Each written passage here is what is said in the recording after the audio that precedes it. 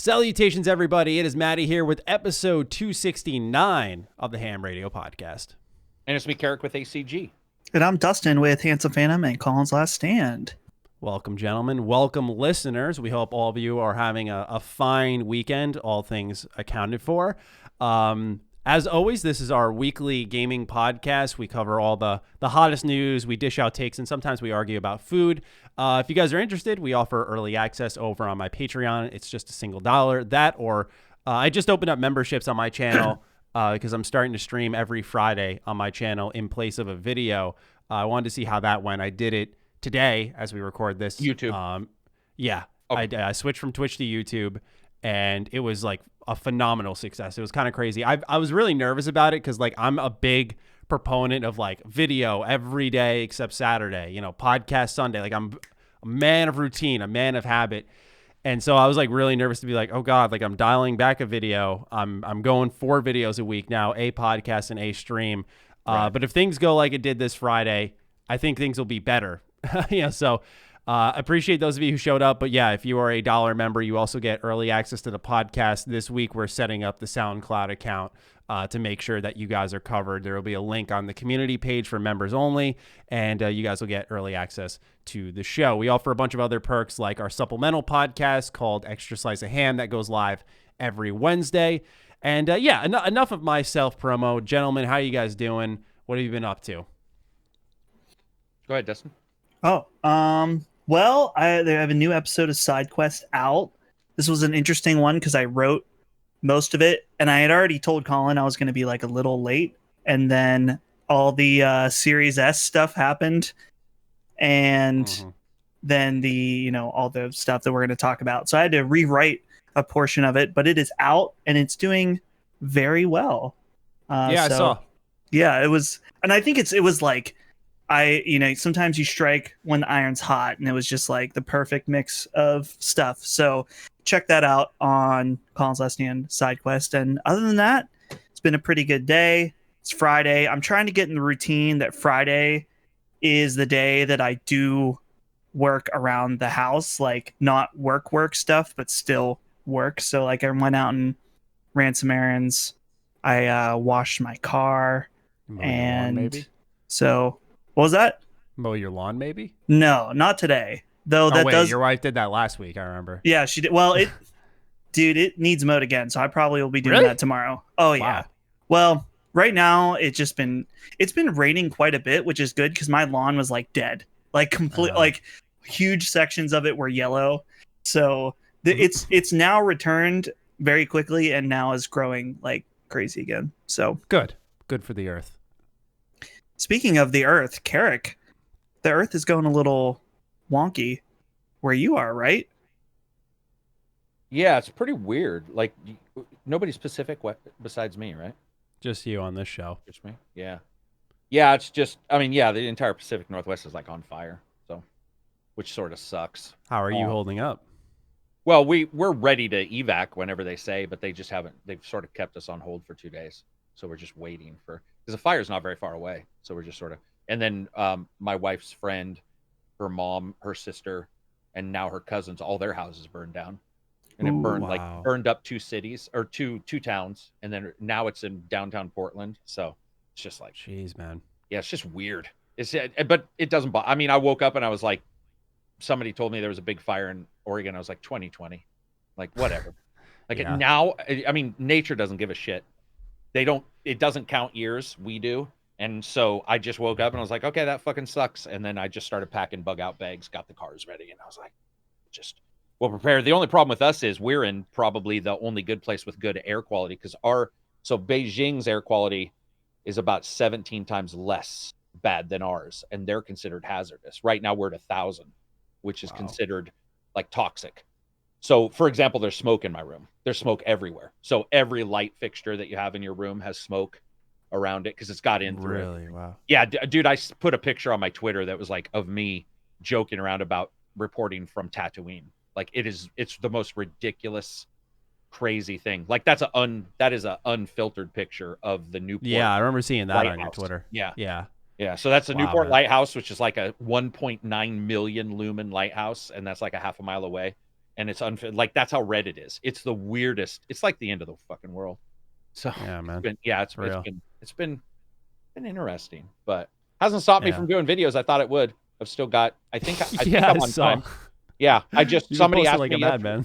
Yeah, somebody asked me yesterday. They were like, "Oh, hey, if you want to do a video on something," I'm like, "Fucking why not?" I mean, otherwise, what are you gonna do? Is sit and worry about it?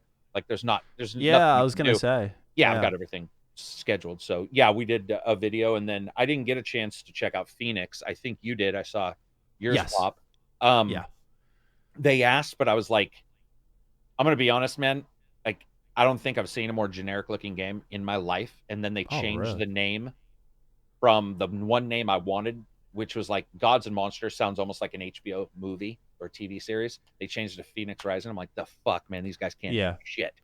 Here's the funny part is that name change. Well, we'll talk about it in a little bit, but that name change literally did nothing to like alter how I viewed the game. Like Gods and Monsters felt it fit just fine. Like, yeah, I don't know. And what I saw looked like Gods and Monsters. Yeah, I don't even get it. But yeah, I played that, and then Crusader Kings, and then Star Renegades, which is probably the best indie this year by I've seen a lot of good things about that game. Yeah, that game is because Fighting Cowboys playing it. A bunch of people I know are playing it, and multiple people I know are playing it instead of the review games. In fact, somebody posted on my Twitter when I said that I liked it. Somebody was like, "I'm having a problem not playing Star Renegades when I'm supposed to be playing this game for review." It's fucking incredible, like incredible in so many ways. So that's been probably the best experience of this month is playing Star Renegades. Yeah. Someone on our team, Dave, our friend Dave, who reviewed it for us, Hands of Venom, loves it. They actually they included a quote from his review on their Twitter, which was pretty cool. That's awesome. So, yeah, I watched that review too. But I was very curious about that game. Yeah, it's supposed to be fantastic. That's one that it's like it's on Game Pass. So if you have that, then like, why wouldn't you check it out? Isn't that just crazy? Yeah, like when somebody says something's on Game Pass now, I'm like, yeah, all right. Like, in fact, if you said it wasn't on Game Pass, that's when I'd probably be surprised now. The opposite will now become the thing. But yeah, it's very cool to see them do well. It's awesome to see an indie company like that, like, and they're very pro people checking it out, which is cool. That's pretty much. I really haven't been playing, Crusader Kings, obviously, which is like my favorite game. I think there hasn't really been much other than preview stuff. Karak, I think I might be too dumb for Crusader Kings.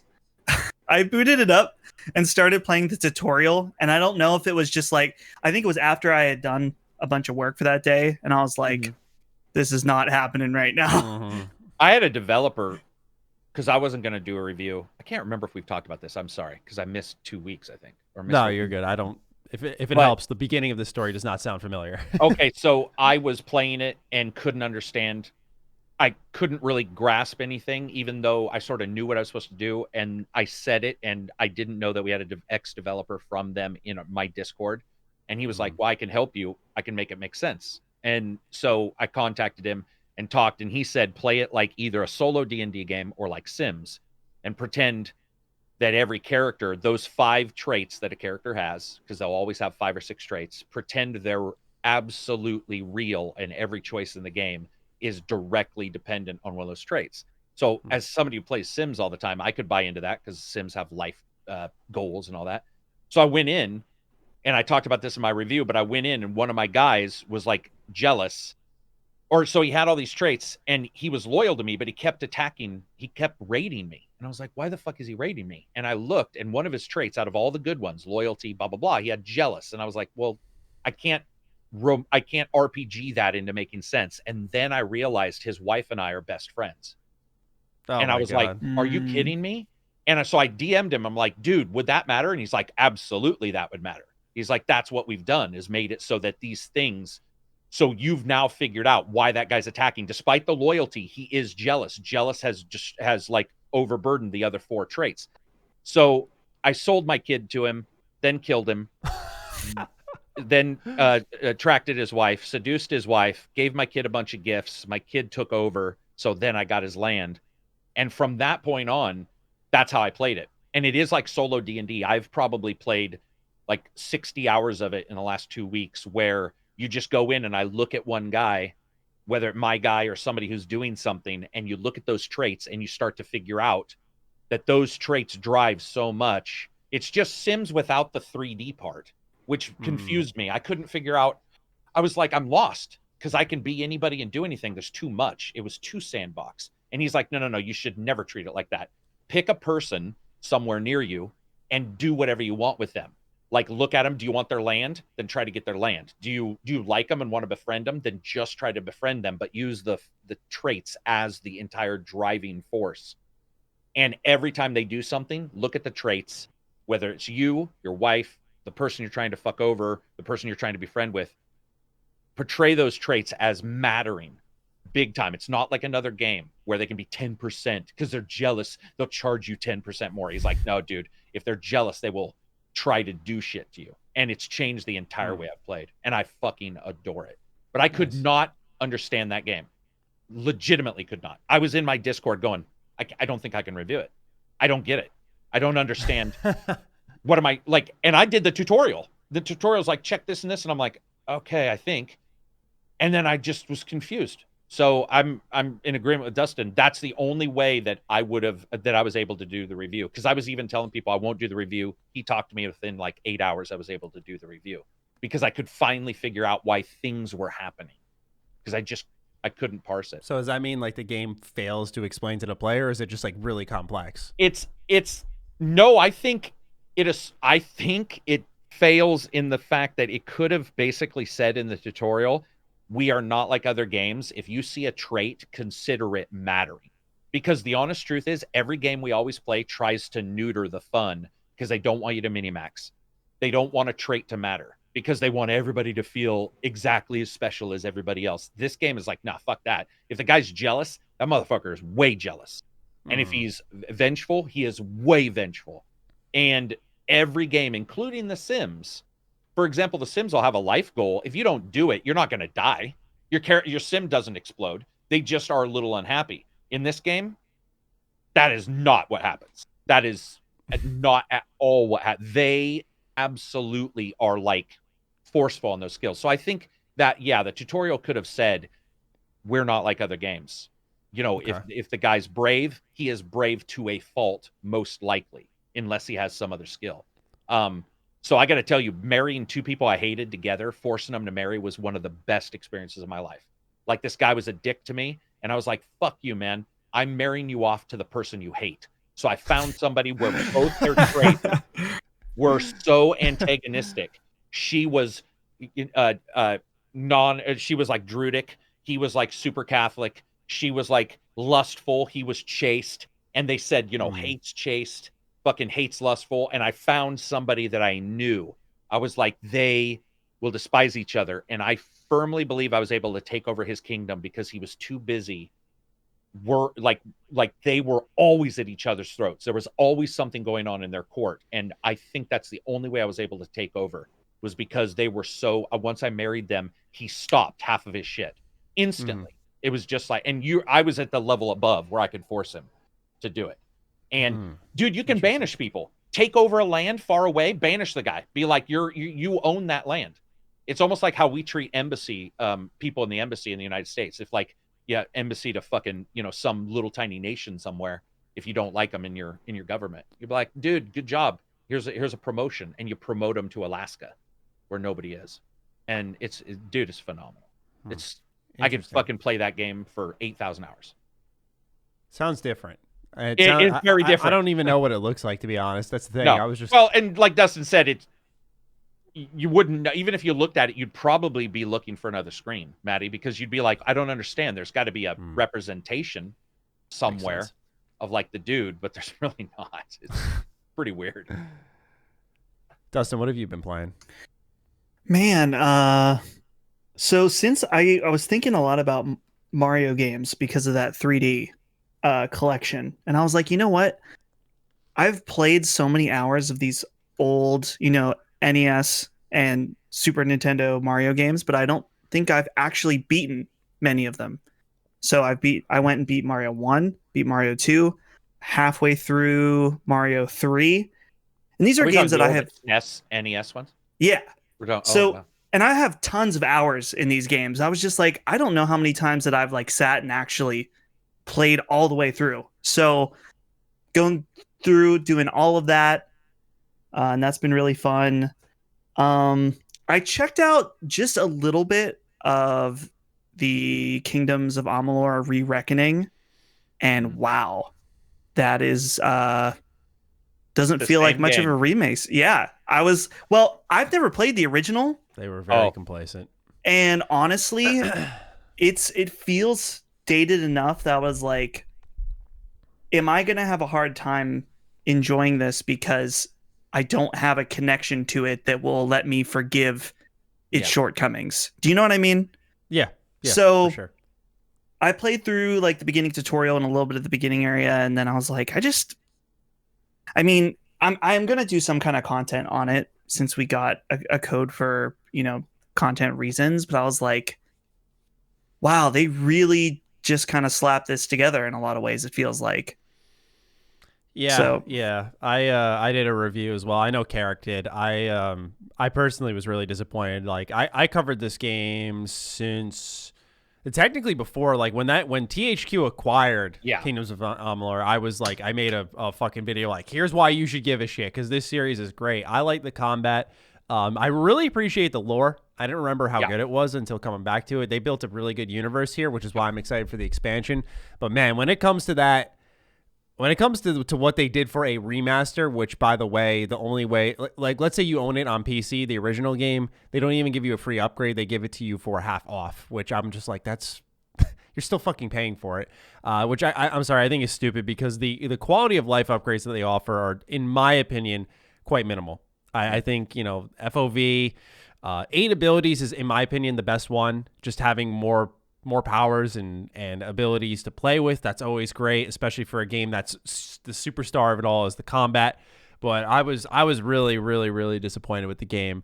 And it's funny, when I posted my review, because people knew I've been covering this game for a while, I think a lot of people clicked on it expecting me to be like, it's amazing. I was just like, no, I was like, if you've never played it, I'd say definitely give it a look. I think it's a series that needs to be supported, but like, if you value your money and you want something that, feels like they put effort in to earn your $60, this is not it. And a lot of people were just like, dude, THQ Nordic, they're going to hate you now. They're not going to tweet at you or anything. You're not going to talk to you. And like, literally, I had like Darksiders too, and neither did I. Or the Darksiders 3 game.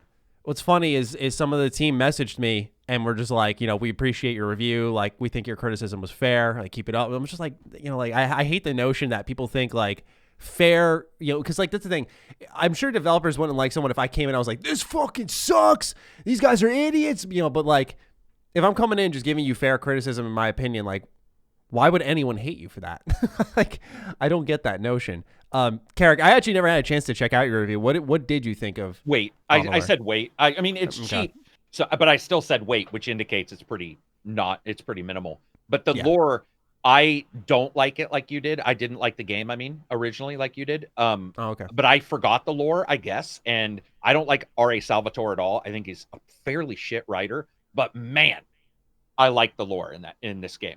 And this and dude, I was digging it. The elves talking about singing their songs, and I thought they meant like past myth songs, but it actually, you find out as you're gaming, they sort of that their songs are their adventures right then, which I thought was awesome. When I went to a guy and I'm like, wait, I thought this guy was dead, and they're like, no, he's going to die. And I was like, oh fuck, what the fuck? Like, this is that's such a mind fuck. And the elves, I got a bunch of the factions, and the battle sworn guys. Like, I love how when you walk by them, they don't fist bump you. I'm doing that, but they're like, when you walk by them, they say something like "battle born, battle ready," or what? There's some little like knightly statement they say to you when you're in their keep. Yeah. The factions were awesome. The quests, it certainly does feel. I said this in the review. I said it feels like playing a mod for World of Warcraft. And it does feel exact like that. However, if somebody likes lore and wants a game that's massive, that's the game. The game is huge. I was looking at the how long to beats, and I had forgotten that game makes Skyrim look like a fucking little short story, man. Like, it does people were doing ways, completionist at like 200 hours or something like this. ridiculous amount of time. That's the thing with Amuler. If you really rack up your quest log and you go through it all, there is a lot there. Yeah, and there's a lot of bang for your buck. But the issue is, of course, it's gonna feel a little repetitive. It's gonna, like Karak said, feel like you're kind of in an MMO. And not to the extent of like say an Inquisition. No.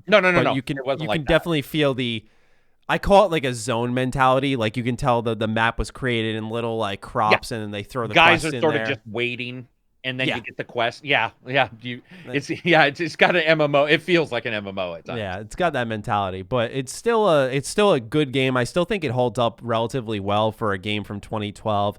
I'm still very excited to see what they do with their whole expansion. I think that's gonna be really cool. Also, you got to fucking hats off to them. This is an old game. Constant voice acting. I had forgotten. That was awesome because people don't get, I mean, I get it that people are okay with like playing Dragon Ball where one word is fucking voice acted and the rest you have to read. I hate that shit. And I'm always ready for the hello. And then it's just text. And you're like, Jesus, here we go. And instead, like, in fact, there were times where I almost hit the forward button because they were talking a lot. And but that extra level that they put into the original game means that the remaster didn't have to do that. And I actually thought that was pretty cool. It was ahead of its time. Admittedly, I can now see, because you and I have talked about it, and I was not a fan back then, but I can now see if I had spent more time with that, that would have been possible to be a much bigger fan of this game back then. For sure. For sure. For me, I think its main staying power is more so nostalgia for me, because it is the last game I can think of where I played a demo on like the Xbox Live Marketplace and then like bought the game at launch. You know, like it was that sequence was just, it stuck with me. I still think the game's amazing, but yeah, it's just one of those situations where the remaster, it's more so if it was like $10 less, it would have been a little easier to recommend. But it's just at like $40 or whatever. I was just like, even half lot of off, weapons like 20. too.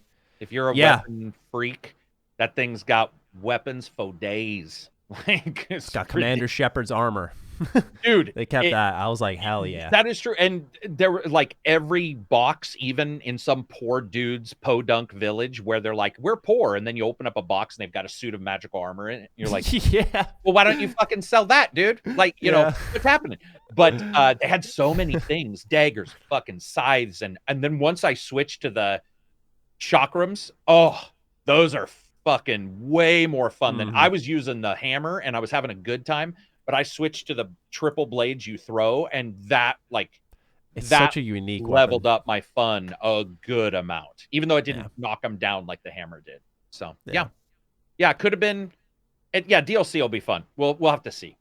Yeah. But it remember, has potential. THQ warned us. THQ is the only company, by the way, that's ever been honest. Have you guys noticed that? EA will be like, we ain't doing shit, and then they put movies. THQ told us, if you go look when they first started buying IPs, he quite literally states, we are not going to put a bunch of money in any remaster. He even states that when other people do remasters, they are looking at maybe $30,000 to $100,000 for a remake. And that's how they're going to make their money. Wow. He stated that prior to Darksiders 3. We got Darksiders 3 and we're like, man, they didn't do much. Like, and that was a game, obviously. But as they've been doing these, they have been pretty open, unlike other companies. And in fact, I mentioned that in a review. I said, we're so accustomed to companies saying not the truth that I expected more. And then you get it and you're like, see, that's funny because Destroy All Humans, I thought I don't want to say they put effort in, but it's graphically they did a better job. Yeah, graphically it looks way better. So it's one of those things where I guess they maybe felt that Amuler was too chancy or to the put money into. engine's easier to update. Yeah. Because the performance was not great on my copy of Amuler either, where the performance on Destroy All Humans was really good. The main thing that I was thinking is that, I mean, obviously the graphics are dated and they didn't do much, but I was like, man, the UI and the menus of this game just feel the inventory. They feel like an Xbox, 360 game. And if not Xbox original. Yeah. I actually thought that. I was like, they could have, I know it's easier said than done, but I'm like, they could have kept the graphics the same and then souped up the UI and modernized it. And I bet you I would feel different just from a subtle thing like that, which I guess it wouldn't be so subtle, but you know what I'm saying. Mm-hmm. Yeah, agreed. So on top of that, I have been playing a number of games. One of them I started up just last night. I'm working on every weekend now. I'm working on patron videos to get out on Saturday or Sunday. And I've been playing some Dragon Age Origins lately for that patron video, and I got to Lothering. So for those who haven't played the game in a while, it's the intro with your origin story. Then you go to the Corkery Wilds where you do the joining. You become a Grey Warden, and then you go to Lothering after the Battle of Ostagar. So decent way through I'd say like the prologue / beginning of the game. I haven't got to like Denerim or anything, but dude, holy shit. Like, I know I always fanboy about like old BioWare, but holy shit, this game has aged well. Like, here's the thing. I'm playing on normal, right? Number one, they took KOTOR's combat and evolved it and actually added tactics. That game's tough. I don't remember that at all, but I died a decent amount, like fighting the ogre, fighting even highwaymen. When you enter Lothering, I was like, wow, this is actually like challenging. The way that they tell their story, that they capture an atmosphere. I didn't remember because I just played and beat Inquisition, and then going back to Origins, it's such a grim universe. Right? Yeah. And then Inquisition's like happy fairy tale land, man. Like, it's such a night and day difference. And I'm like, that is one of the things I could not put my finger on. Like, what is not working for me with Inquisition? And it's that serious approach, I guess. That not that there aren't serious moments in Inquisition, but just the way that Origins delivers its story. Like, they wrap you into your character with the origin story. Yeah. There's just, you know, because I played as an elf. I played as an elf Right. in Denerim. So, you know, the humans are literally talking about like taking the elven woman and doing what to them, and you're like, Yeah. like, holy fuck, like this is Pretty this is dark. horrible. Yeah, and yeah, they like really say some screwed up shit, and the way that, like I said, they just roll you into your character, so you're invested in that level, and then they roll you into the world by having, like, in my case, Duncan comes to the town, and he's like, there's a blight coming and we need everyone and anyone. And like, just the way that your story pans out in a natural way, now you're rolled into the larger conflict. Like, It's very thoughtfully presented. So I started that last night. I'm about like 4 or 5 hours in. That was a real treat to go back to, because I have not played that game in a while. And so that was like, this has been kind of a year of BioWare for me, because I played Inquisition. I'm playing Origins now. I played KOTOR, as I always do, but I played that at the beginning of the year. So yeah, I've been playing that. Oh, sorry. What's up? Did you mod it? No, not at all. I just played it on PC, okay. Ultimate Edition. Oh, okay. Yeah, really good deal on Origin. For those who don't know, obviously you can get EA Play. We'll talk about that in a little bit. You can get it just for that, or you can get it for $6 on Origin, and it comes with all its DLC. It comes with the expansion Awakening. So it's extremely cheap. Highly recommended. I've also been I after my Avengers review, I always do this with games. I go back and I play them just so I don't have that like game over mentality of like, okay, review's done, goodbye. I always try to go back. So when my friends and I sit in Discord calls, I've been just messing around in Avengers Endgame, and I think I'm putting it down now. I don't think I'm shocking anyone with that decision, but I really wanted to give the end game a shot. I played as Ms. Marvel. I got her to like 75 power. I think the cap is like 150. And just, dude, the fucking mission variety is, it's not even, like, I can't even use that term. Variety. Yeah, it's literally just recycling. Like, there's barely enough for the campaign, right? And I thought the story was decent, but there's barely enough variety in there. And then you get to the end game and they just reuse everything. And it's like, what happened was, while I was playing it, it was really fun feeling your character scale with the skill tree. I felt like as I was doing more combos, having more attacks available, I was like, this is kind of fun playing as the character. But the mission content is just, it's like, I don't know how else to word it. It's just terrible. It's terrible. It's really like the good news is the characters themselves do play in a fun enough way. Maybe they're not all totally different, but they play in a fun enough way where I can see myself coming back to this later, but right now I'm just like, dude, I'm just fucking wasting time. Dude, like, what about the grind. one tunnel, one room methodology for their fucking end levels? Like, it is crazy to me that a lot of times you will jump in that plane and land, and it will be one hallway to a room, and you open the door, and you're like, oh, it's one of those missions. And you just kill the guys, and it's done in like 3 minutes. And it's so lackluster, man. It could have been so much more.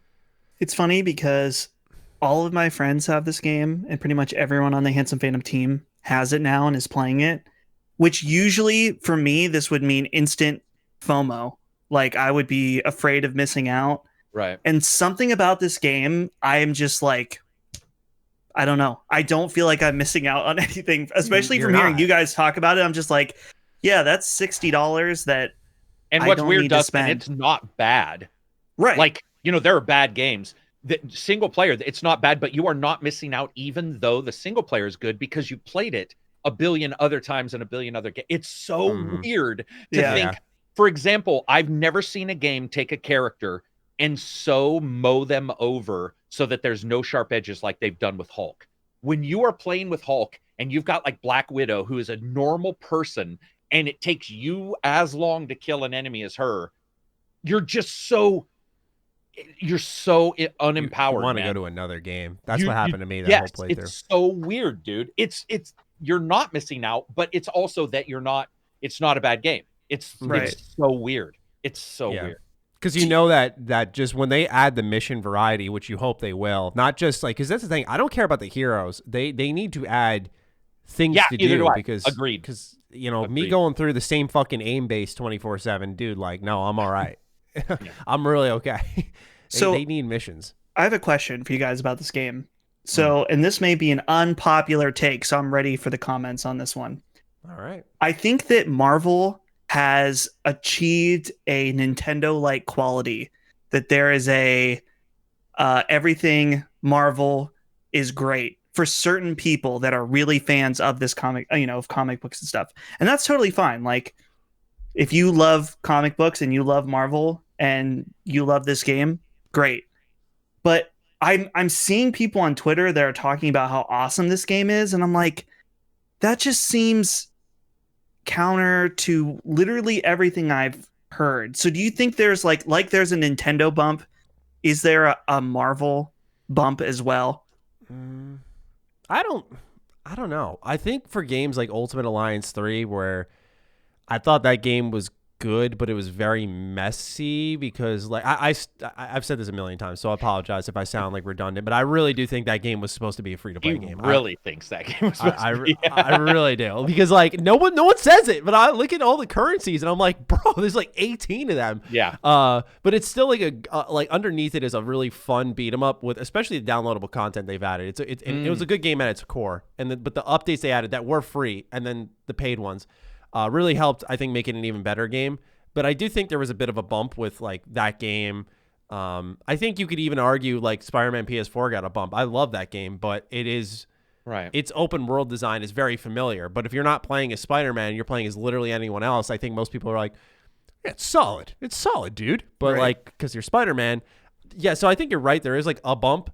But more than anything, man, I've never wanted to, like, look, I'll admit, I know my Avengers videos did really well on my channel. Like some of my best performing videos of this year, but I've never wanted to get through my coverage of a game so much faster in Avengers, because it was like torture to just debate with like Marvel fans who just would not admit the game was just not where it needed to be. And if you like it, I'm not taking away from you, but there were people who legitimately were like, this is a fucking amazing game, Maddie. I'm like, no, it's not. Dude, that happens with the movies too. Like I think so. I've seen every Marvel movie up to Endgame, and I've sworn them off now just because I'm like, I think that these movies are somewhere between fine and sometimes great. But I just like it was weird to me throughout the last 5 years that every time one of these movies comes out, people are like, this movie's fucking awesome for every single one. And I'm like, there's just like a little bit too much formula for me, I guess, with some of them. Yeah, comic book anything just carries weight. Like, think of the Joker. I remember that was really divisive in the sense of like, how they film portray it. critics were saying, like there were fans like me who were like, I've never seen anything like that. But I'm not like a huge film critic, but like there were film critics saying, it's actually quite formulaic. I've seen this before. And I'm like, are you just like fucking not fun at parties, or are they like, critically speaking, are they accurate?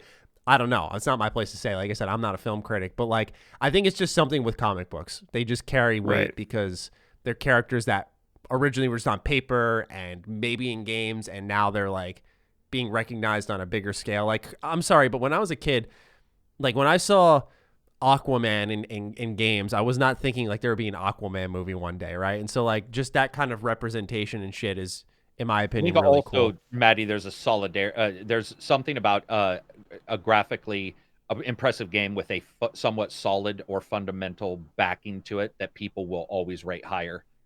I mean, not to be rude, but we do look, you for the most part, you don't want to marry an ugly person. For the most part, you don't want to play an ugly game. And Avengers does a spectacular job at looking good. It really does. Avengers at times looks bad, but most of the time, what Avengers looks like is what we had always hoped Ultimate Alliance would look like. That's my personal opinion. Oh, really? Ultimate Alliance, I would have loved to have looked like Avengers. And I love Ultimate Alliance 1 and 2. 3 was on Switch. We'll never see, right? We'll never know. But to me, seeing Ultimate Alliance 3 on Switch and now seeing Avengers and seeing some of the cool stuff, not everything, because there's linear levels. By the way, the level design in that game is some of the worst I've ever seen in my life. That is like, I believe that not subjectively, but objectively, I could point out multiple things that indicate that it's terrible. But I do get why somebody says, dude, I'm having a blast because I'm smashing with my friends. And I do get that because I have been there. I like Skylanders. I know no one likes it but me. I like it because I like Gauntlet games. So to me, Avengers seemed like a step in the right direction. It was like a Gauntlet style game. I've been a fan of those kind of games for years, but I got to tell you, it's not that robust, but it is graphically awesome. And I can certainly see people, buying into that. All I'm saying is this whole problem never happens if Marvel just keeps Marvel Heroes Omega alive. That's all I'm saying. What is going on with that too? So I still don't get I read, by the way, I don't know if you saw it, they finally did get somebody to interview them about the ending, how that died.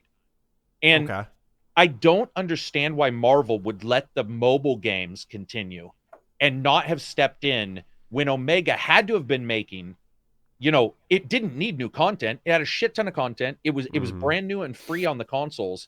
Did the servers cost that much money? Like, yeah, man. I don't. Because, dude, Omega was fucking lit. I played. I love that. I got friends into that in the Discord, and we had a blast. It was a good console game that a lot of titles don't cover. It was a genre not particularly covered. So yeah, I agree. I have faith that they'll bring that back one day. Maybe, God, I'd kill if they brought that back. Maybe not as much with Avengers in existence now that I think about it, but I have faith that just seems like a game that would have that resurgence if they were like, it's coming back. Because it's Marvel, it's loot-based. It is what Avengers should have really tried to be, in my opinion. It was Diablo Adventures. Yeah, I mean, it was amazing. It really was. It was so many characters and so many powers and true stories. Yeah. Man, it's sad.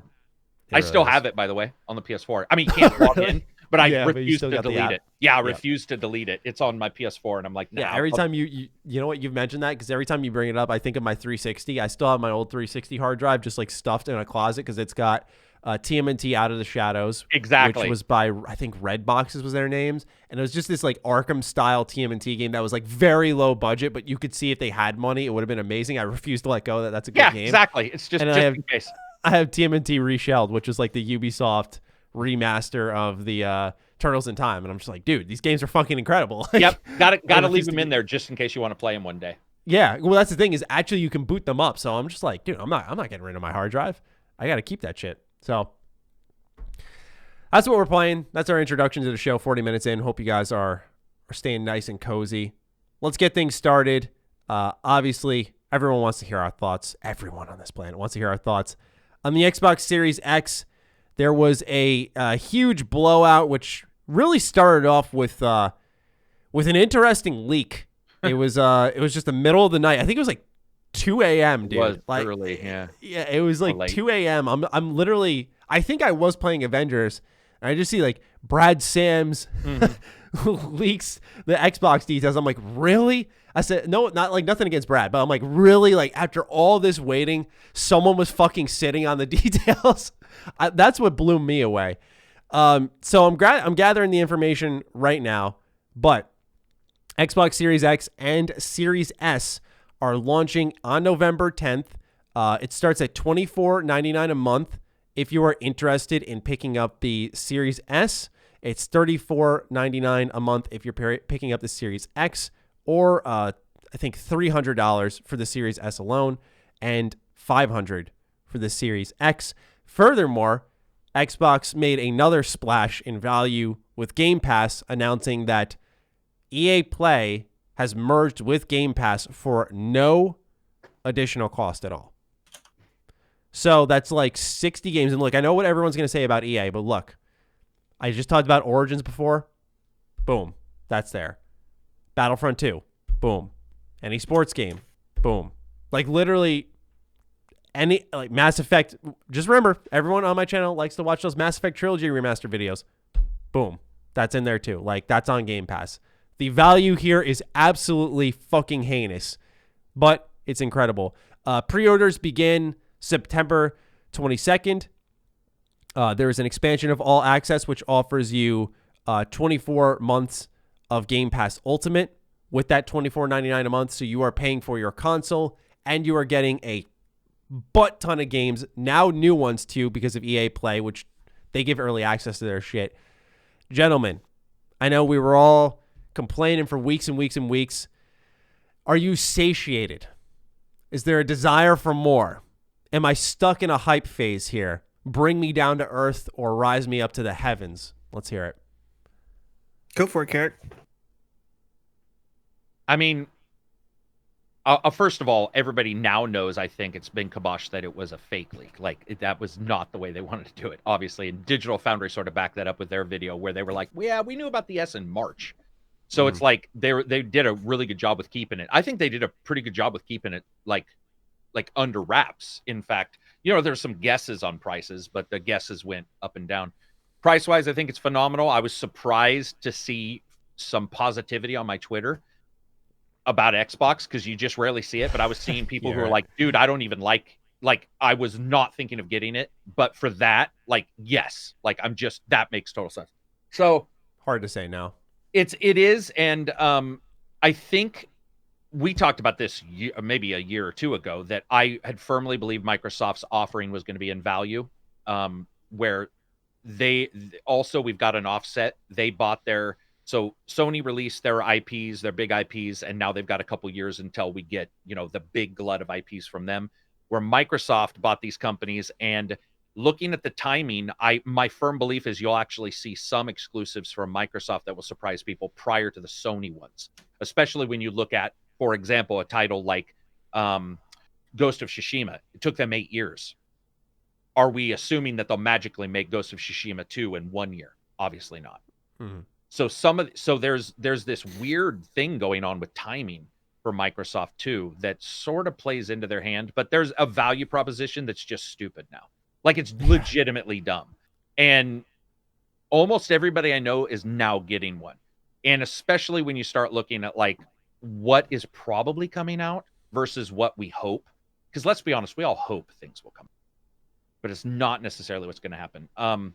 But it'll depend on the Sony price. But I think for Microsoft alone, it's phenomenal. I also am blown away by their credit deal because I went and looked it up. Their credit deal saves you $30. Most credit deals charge you, but they're not doing that. They're floating the bill. So technically you save $30 by going. Where's this money coming from?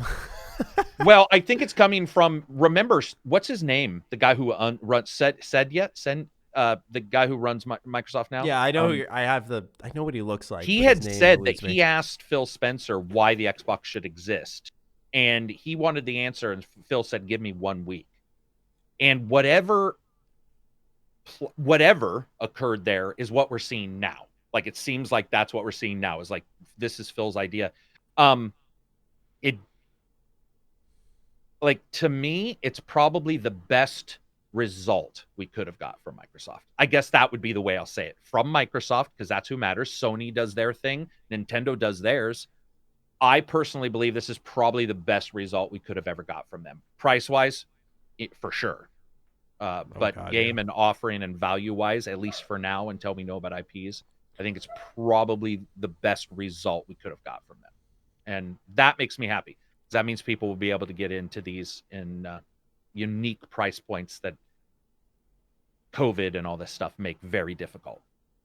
And so I'm really happy from a value standpoint. Stan? Yeah, I mean, for sure. I'm just echoing what you guys are saying for the most part, but like the fact that, a mom can walk in before Christmas and sign up for a plan that's $25 a month, that it gets their kid a next-gen console and access to not only all of Microsoft's first party, but all of EA Play and all the other stuff on Game Pass is just crazy. And that was the funny thing, is that for my episode of Side Quest, the video is called Microsoft Upped the Competition with the Xbox Series S. And obviously with Colin's channel, there's a lot of Sony fans subscribed. And it was funny because over and over there were comments that was like, wow, they really upped the competition with 0 exclusives. And I'm like, this box that's missing the point. It's not for us, really. Like, this box is for that mom and for those kids. And obviously there are going to be hardcore gamers that want this, that want to get into that price point also. But like, to me, it's all about that value, like, clearly. I think that one thing that is interesting to think about is, I think that they may be over-promising that this is going to be a 1440p box. I think we're going to see 1440p maxed with dynamic resolution closer hitting to 1080p, because it does have the same CPU as the Xbox Series X, but I want to make sure I verify this before I say. The GPU is different. I just don't know. The GPU is slightly is slightly slower, and it's got 20 CUs, but it has all the ray tracing. Every single advancement's there. It is definitely a different CPU or GPU. Isn't overall though the GPU slightly less powerful than the Xbox One X? That's actually the biggest question mark, right? Because it's also RDNA 2. So, for example, I have an old Intel that's quite literally a boatload faster than my current one, but simply by the improvements, the percentage improvements, and the unique different things it can do, my new one outperforms it dramatically. Okay. Not that they will outperform. I'm just saying, and I agree. I think it is less powerful, but it's going to definitely be interesting to see what developers, and also what game was CPU bound. Because we now see Gears playing on S at 120 frames locked. It wasn't even at 120 frames, variable. They showed the video, and that was the rumor I had heard last week, was that there was a video out there of multiple games at 120 FPS, locked. So I don't know. I think the 1440p also, I don't know why they would say that, they themselves, because 1440p isn't actually a natural resolution either. PCs definitely have that, but TVs definitely don't. Microsoft may just be assuming that for the same consumer who will buy the S, they will let the scaler in the TV handle it. Right. Or the scaler obviously the scaler in the S is already good in the original S. Maybe they have something there. Remembering that this has all the other weird shit too, like ray tracing and stuff. So we don't know what they'll do there. But I agree with Dustin. It'll be weird to see what games, truly hit. On the other hand, I don't care about dynamic anymore. Now that I've seen resolution in Horizon, which isn't full 4K, but they use, all their magic and you see it, you're like, who's really going to be able to tell? Digital Foundry can tell. I can tell if I zoom in, but are you and I going to be able to tell if we're sitting back on her? Well, then that's one of the things one of the bullet points in that reveal video is that it does have internal 4K upscaling. So it'll be really interesting, depending on how good that is. Yeah. If they're going to, if you have a Series X and a Series S side by side, depending on how good that upscaler is, there may be an argument that even if you have a 4K TV, you might not even want the Series X if the difference is not that, extreme. Yeah. So that's something to think about. But yeah, I mean, it's exciting. I think it's awesome, and especially because this is such a weird rumor. But have you guys been seeing the reports that Edinburgh? Sony is having to adjust things based on the pricing? Yeah. So I feel like that's one of those rumors that's so easy to buy into, though. Right. You get what I'm saying? Like, you could have floated it out from anyone, and it's like, oh yeah, that makes sense because it's such a cheap value. They're like, fuck, I could buy into it, but is it actually like legit? Mm-hmm. I don't know. It's hard to say. I mean, I always am curious about like how quickly they can change the price on a dime. Like, obviously, most likely they're taking a loss on the PS5 because Sony always takes a loss on their consoles. Just depends on how much they're willing to lose. So yeah, the biggest question for me now is that how much are they willing to charge a difference between the digital version and the disc version? Because according to Digital Foundry, that disc drive only costs like $20. That is so correct. Yeah. So, but if they charge $100 delta, is what you're saying? Like, right? How would customers be like, dude? Seriously, $100? Right. Like, well, that's a big difference. And that's the one. I mean, I think that it's possible that they could do $100 difference simply by the fact that it's like, well, we're gonna make the money up for sure on the digital version because you can't buy games from anyone other than us, and so we're gonna be definitely making that money back. But I just don't know. I'm wondering if consumers are gonna look at that and be like, why are you charging me $100 for this disc drive? But I don't know. I've seen a lot of people throw out $399, $499, but I don't. Getting back to the Series S though, as cool as I think it is and exciting, I love the range of options. As many price points that people can get in, whether you want $299 or the $25 a month, or you want to get the spend $500, whatever. I love that there's multiple options for different people to get in. I don't think I'm interested in either one still, just from the fact of the PC aspect. And because I was like, ooh, maybe I should get a Series S. That might be fun. Then I'm like, you're spending $700 on a graphics card next week. You should just play those games on your PC and you hope you are. Yeah, I don't know. Because I am trying, bro. I'm ready, but I just don't know if I will be able to. I've been on the NVIDIA subreddit, like reading what other people's strategies are going to be to try to get one. So I'm hopeful, but I think with the S, there's two other things too. First of all, the no exclusives is bullshit. Everything from Forza to Flight Simulator being one of the best games, technically of all time. Then you have, the rumor that Ori is going to be now exclusive back to Microsoft. We'll see if that, and not on Switch. They do have exclusive games. And I'm ignoring Halo because I love Halo, but I'm not like, I haven't really loved Halo, I guess, since 4, maybe 6. Yeah, 3 was my favorite, I would say. And then, from there it's dropped down. And they do. And the thing is every time, and Gears alone, by the way, like, I know that people want to pretend Gears isn't an exclusive, and I don't know why they pretend that, but dude, Gears is huge. And if they figure out a 120 Gears 6, because Gears 5 was actually really fun. Really fun. Yeah, that's one I want to get around to. Dude, Gears 5 is a legit, phenomenally running good game. And so whenever I hear anybody say no exclusives, usually that's my assumption that they don't follow games very much. Like, they don't know what an exclusive, that there are exclusives out there. They may not be their exclusives. They may not be a Spider-Man, which also, by the way, we'll get Miles, but we don't know when we're getting Spider-Man 2. People pretend everything shows up day one. But I think that the big thing is, this is going to sound really weird, but I think the big thing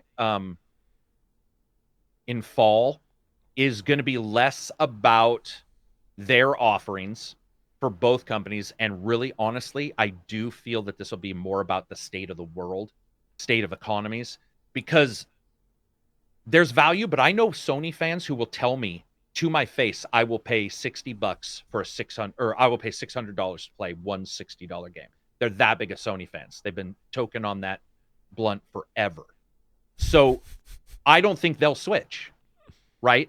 That's and the S and the X isn't going to cause them to switch. However, if we get a unfortunate continuation of all of these weird things, I do think value then becomes an even bigger deal.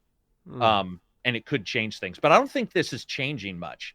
I mean, I think it does. It causes some people to look at it. But I think Dustin's right, where like casuals see the S. The people who are already looking probably see the X. It's really going to matter how much the PlayStation costs. And then again, if people even legitimately have the money. And then, as he said, video cards. Like, and then AMD CPUs. They're doing their new CPUs soon. They're doing their new GPUs soon. Right. And admittedly, I've seen a lot of people say, well, guess what? My 3070 or my 3080 will beat the Xbox X. And I'm like, absolutely it won't, because it'll be on your table. Not in a case. Not with a CPU. You have to buy RAM. You have to buy a hard drive. Like, people pretend that they're equal prices. They're not at all equal prices. So there's a lot of part of it is, but there's a lot of oddity going on right now. And then admittedly, I forgot, but Microsoft also added in streaming for free into the same account. So when you do Ultimate, you get streaming, EA, like Game Pass, xCloud, yeah, and that's coming out day and date. So goddamn. Something really interesting I did see repeatedly in the comments for that video is people saying, I'm getting a PS5 and I'm going to get a Series S now because I wasn't interested or wanting to afford both. Almost like a Switch. Yeah. In a way. Yeah.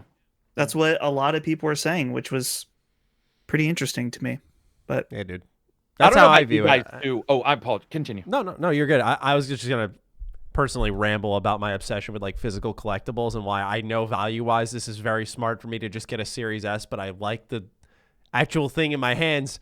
And so I'm just like, you mean the game? Yeah, so I'm just like, fuck, am I really going to pay that much extra for for the Series X just so I can buy the games physically? And then I look at my Xbox collection. I don't know. I'm going back and forth on it. At $35 a month, though, I think I can afford that. So I'm just like, that was another thing. I don't know about you guys. A bunch of people, just by talking, I saw them in my Discord revolve from S to X because it's only a $10 difference. That's Microsoft being belligerently intelligent in their marketing. Oh, yeah. They're like, dude, this thing's awesome. Yeah, we got this awesome thing, but they're not even focusing on the awesome. They're focusing on this other thing and saying, but for $10 more. Yeah, for $10 more, of course you can get something. They let the store associates handle that. Yeah, they just let that sort of sell itself. But I was watching people in the Discord go, man, the S is probably where I'll go, jump into new gen, see where it's going. That's not a bad price. And then somebody said, well, yeah, it's only $10 more for the X. And people were like, well, I'm already paying 25. And then one guy was like, well, this is also unlike a lot of deals. You can pay it off instantly with no interest. So, which a lot of places will have an early payoff penalty. And people were just like, well, fuck that, then I'm just getting an X. Like, there's a lot of weird little pricing. That's why I think PS5 is going to be so interesting. They're discless. Because, like, if they do too much of a deal, like Dustin and I were saying, suddenly the customer's like, fuck you, man. I'm not paying $100 for a disc. But if they somehow get those low enough that they don't see that, they just see value for the platform holder they already like, this could be a really interesting year or a really interesting couple years. I'm going to float out my predictions. I want to see what you guys think. I'm thinking PlayStation is going to do $350 for their digital, and they are going to do $450. I think they're going to undercut. If the rumors are true that they saw Microsoft and went, oh, fuck, I'm thinking they're not just going to knock, let's say they were 500, which I personally thought they were in the first place. I think they're going to knock 50 off of what the Xbox is priced physically. So they create their own sort of dichotomy, so to speak, of like looking at their comparison of values rather than like versus Xbox. Because now you are cheaper than Xbox, but then you look at the money spent and you go, I guess it does present that whole I'm sorry, I almost said $100 for a disc drive, but I just feel like PlayStation loves their punchbacks, and I just would not be surprised at all if they came out with $450. I know that sounds ridiculous, but I just feel like it's possible. I'm wondering, months ago there was that rumor that they were having a hard time getting the production cost down, and that Yeah. which no one, I mean, we have no clue how much it costs for them to make one of these. The rumor back then is that it was $450, which, I mean, if they're selling their main box for $450 and then they can retail it, then they're not losing anything on that. And then they take a little bit of a hit on the one without a disk drive. They'll instantly make that back because of the fact that, again, you can't buy a used game and you have to buy it from the store, and they're not giving a cut to GameStop or whoever. So, I mean, let's just say that $450 was true. I mean, they took a $60, according to Eurogamer, they took a $60 hit on the launch of PS4. So if their production run was $450, then theoretically they could launch the PS5 at $399. But this is all just speculation completely, because well, and also you got like the 450 doesn't sound out of it sounds crazy to me because they're NVMe, which, as somebody who deals with NVMe, I can tell you if they're getting 450, there's some magic they're figuring out to get NVMe that fast. PCIe 4, by the way, that fast from the current manufacturers and getting it under 450. But I'm not saying those guys were wrong. I'm just saying that's some brilliant magic. That's crazy that they're getting that kind of deal. I could see them cutting for sure, just to say, I mean, because I don't know if Microsoft, remember, PSVR was going to have their event this week, and Microsoft, Sony, or Phil Spencer said the announcement was for next week. And so I was saying in the Discord, is it possible Sony or Microsoft thought Sony was going to announce their price this week and they were going to blow their socks off next week? And now that it's leaked, is this where Sony goes, oh shit, our price was this, and now we're going to drop it? Like, they were obviously both. I mean, obviously Microsoft has now figured out a price, so you would assume Sony would also have a price, right? They are sharing some hardware there, so you would assume that we're now at the point where they both have prices. I don't see them not dumping it for an extra $50 and just saying fuck it, we'll make it up on the tail end. Because just like Microsoft, same thing. With the S, it's like you're buying the digital you can't get used games, right. Which is honestly there. So I thought Dustin was going to bring up Edinburgh, which is the third code name that's been leaked as of like 6-7 months ago for Xbox. And people were thinking that's a diskless Xbox X. And people think that's dumb, but I'm like, is it? Because as Dustin said, you can tell the companies, guys, they can't get a used game. And other companies, not your main one even, other companies will be like, dude, that's pretty fucking sweet. Like, they can't get a used game. We control the price. We do. No one else controls the price. Amazon doesn't. Dustin can't sell his game used. So, yeah, maybe they will. Maybe they'll just be like, we're going to soak up the cost, I'd buy it. I mean, literally, at that price, it would make no sense to not. At that price, I see a lot of people saying we're going to get both too.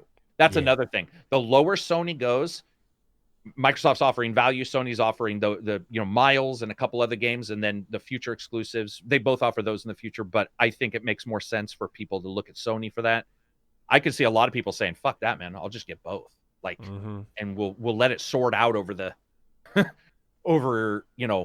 the year or two that it takes. Yeah, because phenomenal. I feel like if you got a credit card, you could maybe say like, all right, we're gonna slap down PlayStation 5 on this, and then we will do the monthly $24 a month, depending on the Xbox environment. Yeah, I can see that. Like I could see it being more feasible for like impulsiveness. Are you guys also mad a little bit like I am about? I find the prices for the controllers egregious, completely unbelievable. Well, first of all, Elite, fuck Microsoft. And I've told their company employees that. I'm like, dude, you guys can fuck off with the Elite pricing. That's the cost of a fucking console now. But $59.69 for an Xbox X, an X controller that is also the same controller. Whoa, I went out of focus. I find that disconcerting. The price for the peripherals is insanely high, and that does bother me pretty big time. That DualSense is going to cost $79.99. Yeah, like that's Because isn't that the price? That's the price of the Switch Pro controller, right? Right. Yeah, I was gonna say. So I feel yeah, like they're you could definitely thank charging Nintendo. $79.99. I would bet money on that. And that just bothers me at a like a basic level. I find that especially Microsoft even more. This is where I've dinged Microsoft multiple times. I'm like, dude, you guys didn't even make any changes, which is fine. But come on, man. Like, and I get that they say, hey, your Xbox One controller works. Great. That's also great. But come on. Like, it's time. You obviously have figured out a way to save money. You know, if you want to charge people, continue that master thing where you can make your own, because I've got, you know, the old make your own controller. Like, charge people the premium for that, or whatever you want to charge, a little bit more. Give people a deal on your controllers, man. It's time. Like, it's really time to start dropping. Mad Cats needs to come back. That's all I'm saying. Oh, dude, Mad Cat's destroyed my Dreamcast, and I still love it. Yeah, right. Give me my $20 throwaway controller that I can use for half a year. I'll get a new one later. The Dreamcast Mad Cats, by the way, instead of having 4, had 6 buttons, and they felt good. They weren't like the Xbox original where the white. But yes, and they destroyed my Dreamcast. They would burn your ports, but I bought them anyway. I bought them anyway, and I just started moving the port because I love that controller. If for fighting games, 3 face buttons or 6 face buttons, so primo. Yeah, it was a good company, man. Quick correction: the Pro controller for Switch is $69.99. So that's what they'll charge. It'll be at least that. I wouldn't be surprised if they're like, yeah, we got some of this adaptive trigger shit or whatever. That's a premium. But who knows? It'll be at least $69.99. Yeah, agreed. I'm gonna say they'll do 60. Well, faith. Wait, if you get one of the special color controller, like that berry controller, which is I have one. It looks awesome. Those at Target. I was at Target today. $64.99. They charge an extra $5 for the color. Yes. Oh, nice. So that's awesome. I love that. Yeah, that's. I guess the positive I do have to say one positive is, I know with PS4 or PS5 they stated some. In fact, I think there's a list now. But I know for Xbox, all your peripherals like your steering wheels move forward, which is the first time ever. And I gotta say that's one nice thing because the steering wheel, guys. Even a mediocre force feedback is $299. So the idea of at least being able to move forward with that is cool. That's a bonus. But all right, well, expensive shit for some stuff. Hopefully next week we'll be talking about the PS5. Not even hopefully. I'm hopefully. Pretty confident we will be. And with that, let's move into still on the line with next gen. This one's actually kind of funny. So we talked about on Extra Slice of Ham as well as the main show how 505 Games and their handling of Control has been quite questionable. As for those of you who don't know, they did a deluxe edition which came with all of its DLC as well as the next gen upgrade, but you could not, let's say you already owned Control, you could not get that next gen benefit, which Control, I remember Dustin and Karak, both of you have mentioned performance issues for Control. So I feel like this is a game that would really benefit from that, and maybe it could have a nice resurgence. So pretty much 505 released a report after this big blowback saying how they couldn't do the Ultimate Edition as a free upgrade. They researched every avenue, and I'm not exaggerating, by the way. This is not hyperbole. They absolutely said in their explanation, you can look it up, that they looked through everything and they felt that this was the best that they could possibly do. So they fucking lied to you, because now, today, people are seeing free upgrades for Control Ultimate Edition digitally. So it says, one commenter reported that PSN told them they owned Control's Ultimate Edition, and after deleting it from their console in order to test what would be re-downloaded, found that the console was receiving the Ultimate Edition and that the game's Deluxe Edition was gone from the store. So, yeah, basically what this tells us, if it wasn't already apparent, is that 505 could have given you your free upgrade, but they chose not to. That's the reality of it all. And we've had our share of things to say about 505 on this show before. Karak, I know you want to, I feel like you might want to lead that rather. If you want to go ahead and just take it away. Yeah, I mean, we've always had issues behind the scenes. Like, I don't want to, there's certain things you're not supposed to talk about, but especially with like NDAs being insanely weird. And it was something that I noticed the moment I started dealing with them. A lot of like, you could call it dishonesty. I don't even know what you would call it, but obviously more shady than I'm accustomed to. And I'm accustomed to working with like Sony, who I feel firmly they've said you have a code coming, but they weren't telling the truth. They just didn't want me to buy a store date game because I've done it in the past. I firmly believe they set me up. So with 505, though, we've had this all the time. 505 stated that they searched. So I talked to developers and I was like, is this true? Every single developer. There wasn't a developer who said it might be hard. There wasn't a developer who said it would be difficult. Every single developer who works on current games and has done, by the way, this stated it is not only not hard to do, it was actually not difficult at all. And first of all, why lie when you know devs are out there, right? Like that to me seems like, now I get it, we all have different games, but what they were talking about was a system thing. They were saying the systems wouldn't allow it. And the developers were like, no, we all use the same system. Like that's actually incorrect. And yeah, they got caught doing it. They got caught doing exactly what they said that they had worked ages for. And that's why when I did my video, I stated in the video, I'm like, you never, if you do a PR release like they did, you never want to do it. If anybody who has written PR saw that, who was above like monkey intelligence, they would have said, never release this, because they were actually fucking up in the PR brief. In the PR brief, they were going over what they said and they were fucking it up. And that's exactly what we saw today and then they turned it off, by the way. I saw on Reddit, somebody said, oh, it looks like they've stopped this from being possible. So not only did they accidentally make it possible, they showed that it is quite easily within 4 to 6 hours able to turn it off. This is the same shit that happened with crossplay when Sony was lying to everybody. And Sony's like, it's impossible. And multiple companies were like, boop, let's turn it on for a second. Nope, apparently not impossible. So I guess it doesn't surprise me, but it is sad.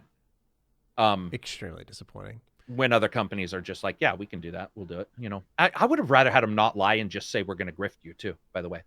Like if that's what I was thinking. Yeah. $5, right? $10. If they had said $10, you get that. Like, I don't even know if that would have bothered me as much as lying. Like, right. I don't know. Go ahead, Dustin. They should have just, I think you kind of already said that, like, they should have just charged for it and just been like, yeah, that's what we're doing. You know what I mean? Don't lie about it. Yeah. Because you make yourself look 10 times worse now, especially now. Everyone already was upset, and then this happened. It's like, so. And what's funny is they continue to look worse because you have like CD Projekt Red that's like, yeah, here's our old ass game. Not really, you know what I mean? Though for Witcher 3. Oh, for Witcher 3s. And they're like, it's we're giving you ray tracing. We're gonna do all these upgrades and totally free. So. Yeah. And I'm wondering if we're going to see more of those pop up pretty soon. You mean the free upgrade? Skyrim. Yeah. It's only a matter of time. I agree, Dustin, because why not? You get more people buying Witcher 3. Like, that's the thing people don't get is, yes, a person like you or I might jump into it, but that I don't think people get it. If you do that kind of stuff, the person who thought to themselves, I don't want Witcher 3, and they're this many years later, many times will say, because graphically it hasn't been updated. Graphically, it'll look good, but it's got this and that. And then you have a company saying, no, even that's fixed. I can guarantee you I could find somebody who says, well, shit, man, if they're doing that, I was thinking of holding off because, Witcher 4 had come out or something. But now they're like, no, you get the ray tracing and everything. Those people, you get even more people buying in. It's 505 is fucking stupid. I don't know. Whatever. It's funny. Can get mad at me, but I think. Yeah, I mean, going off what you said, Karak, and Maddie was joking about Skyrim being upgraded, but I skipped out on the PS4 version because I had it on PC with mods and stuff like that. But if they were like, hey, we're upgrading it totally free, it'll have ray tracing, there will be no load times, right, and all this stuff, I'd be like, I have it on my PC, but it might be nice to kick back on my couch. And for $15, I mean, why not? So I don't know. I'm like in the middle on if Bethesda's actually going to, they're going to do it. I have no doubt in my mind. By the way, that's not like a leak or anything for those listening. I don't know. I just heavily assume that they will be a creature of habit and upgrade this for PS5 and Xbox Series X. It's just, to me, a matter of will they Right. charge for it? And I really don't know. Like, I think they're going to do Fallout 4, and I think they're going to do Skyrim. I think Fallout 4 obviously needs it a little bit more. When you try to run that game on base consoles, at least when I played it on PS4, it was all right. But like, when you get into the heart of the Commonwealth, that game just fucking sinks in FPS. So I think that would be interesting to see that running on like PS5 and stuff. If they're smart, they will do a free upgrade. But I just, I really don't know. Wait, you mean Fallout 4 on PS5? A remaster of some kind? No, like a next gen update, like FPS. Yeah, there's no chance Bethesda wouldn't charge. No. Oh, you think they're gonna Maddie. charge? Like, you think it's a Bro, what's happening? What's happening with you? Where's your... What did I do wrong? Guide me. No, of course they'll charge. Bethesda? Dude, there's no look. chance. Bethesda's All right, yeah. done nothing. Bethesda started microtransactions with the fucking horse armor. Those guys are Dude, the horse belligerent. armor. They released Skyrim Special Edition I feel a with little the same foolish now. fucking issues as all the other. They don't fix their own shit. I just said this in my review of Outer Worlds. If Bethesda is, I said it right at the starting, and I'm sure somebody probably watched, but I'm like, dude, Bethesda will let the fans fix their shit. That is absolutely their thing. And if they do any work, you will be charged for it. They've shown nothing. Yeah. Creator Club. what?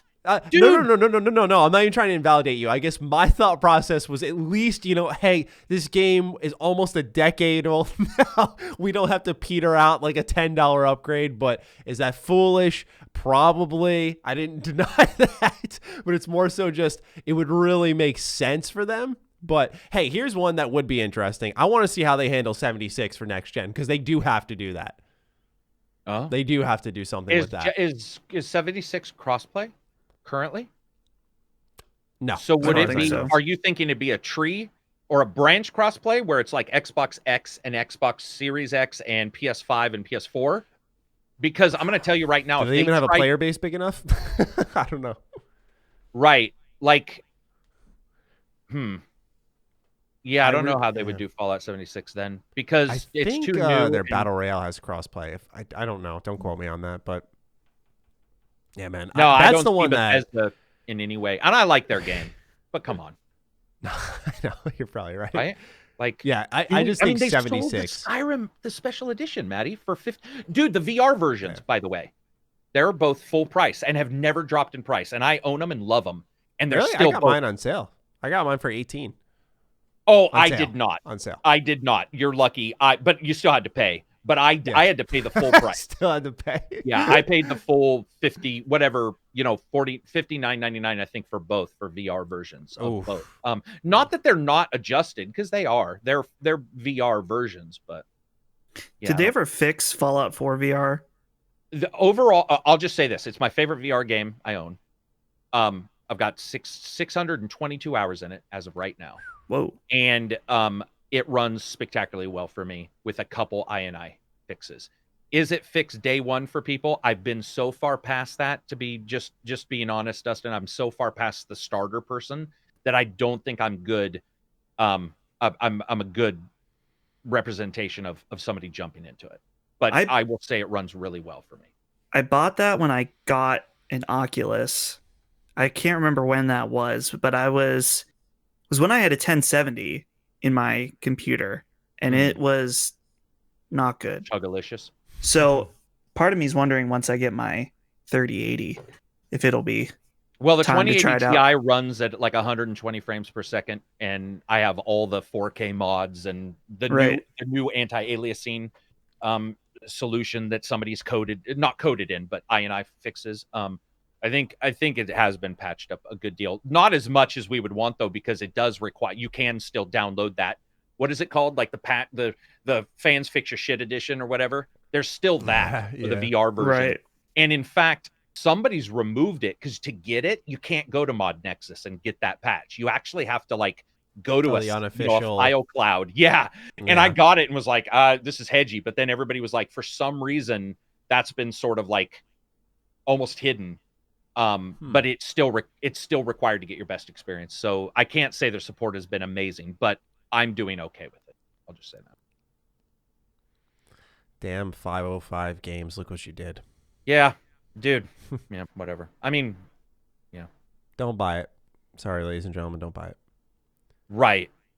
Yeah. I mean, and that sucks because I fucking adore Control and I adore Remedy. And it's not them, right? I think we all agree.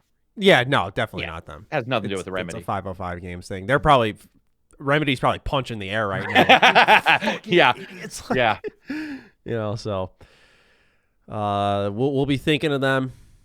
Hope everything's doing well with Remedy. And now we move on to a little bit of Zelda. We normally don't talk big Nintendo things outside of like obviously, like something like the Mario collection and all that stuff, but this was sort of a very, very, very, very surprising announcement.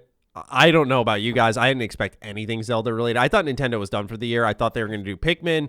I thought they were going to do Mario and just all right, we're done. We're done. That's enough. Like they're just going to release all their collections, but now they are releasing Hyrule Warriors Age of Calamity. For those who don't know, this is, as the name suggests, part of the Warriors series. So it's a beat 'em up. It takes place before Breath of the Wild, so it is a prequel covering everything that happens up until, of course, the beginning of what is probably the most popular Zelda game. And so, they revealed that it's coming out in November, so it's coming out very soon. This is the second time in like the last 2 weeks now that Nintendo said like, hey, here's this cool game that you're probably interested in, and it's coming really soon. And that's like my favorite thing about 2020. I got to say that's at least a good thing that's come out of it is the waits for games have been like, at least for me, I feel like non-existent. Like anything I have been excited for has been like there. I think Wasteland 3 might be the one that comes to mind right now that I was like, man, I was really like sitting, waiting for that actively for a while. Outside of that, I really can't think of many games.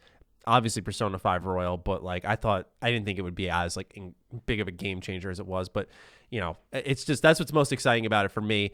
Gentlemen, where do you sit on Hyrule Warriors Age of Calamity? Were you caught off guard? Are you excited? Do you not give a fuck? Go ahead, Dustin, because I don't even know what we're talking about. I thought it was a new Zelda. It is, essentially. But I thought it was a Warriors new game. Zelda. I thought it was a Breath of the Wild sequel. Oh, no, it is definitely not. So it is not. So Dustin can go and I'll look this up because okay. So what's interesting is that while I have nothing against Musou games, I have never actually played one outside of just like messing around with a demo. But what's interesting is that come November, I'll probably be playing 2 Musou games within a 3-month period with Persona 5 Scramble as well. Oh, you think that's coming still this year? I would hope so. I mean, aren't they going to probably announce a date at around TGS? Tokyo Game Show. You'd hope. You'd really hope, right? Yeah. I'd be excited for that. I would think that it would be, if not this year, then early next year. Yeah, before January. March. So either way. So what's exciting to me about this game is that this is just what they're saying. I'm curious how much is actually happening. It's being co-developed with the actual Zelda team. Mm-hmm. And the Zelda team is the one doing the story and writing the dialogue and working on a lot of the cutscenes. So that to me makes it feel very authentic. Whereas, and I never played the Hyrule Warriors, but to me that was very much like, this is a fun, almost fanficky Zelda type thing. And I don't think it was ever supposed to be anything but that. So the fact that this is like, and it's totally canon is the other thing they said. So I'm excited just on those merits alone, just because any excuse to go back to the world of Breath of the Wild is awesome, and doing it in a different way with a Musou game sounds awesome. So for sure.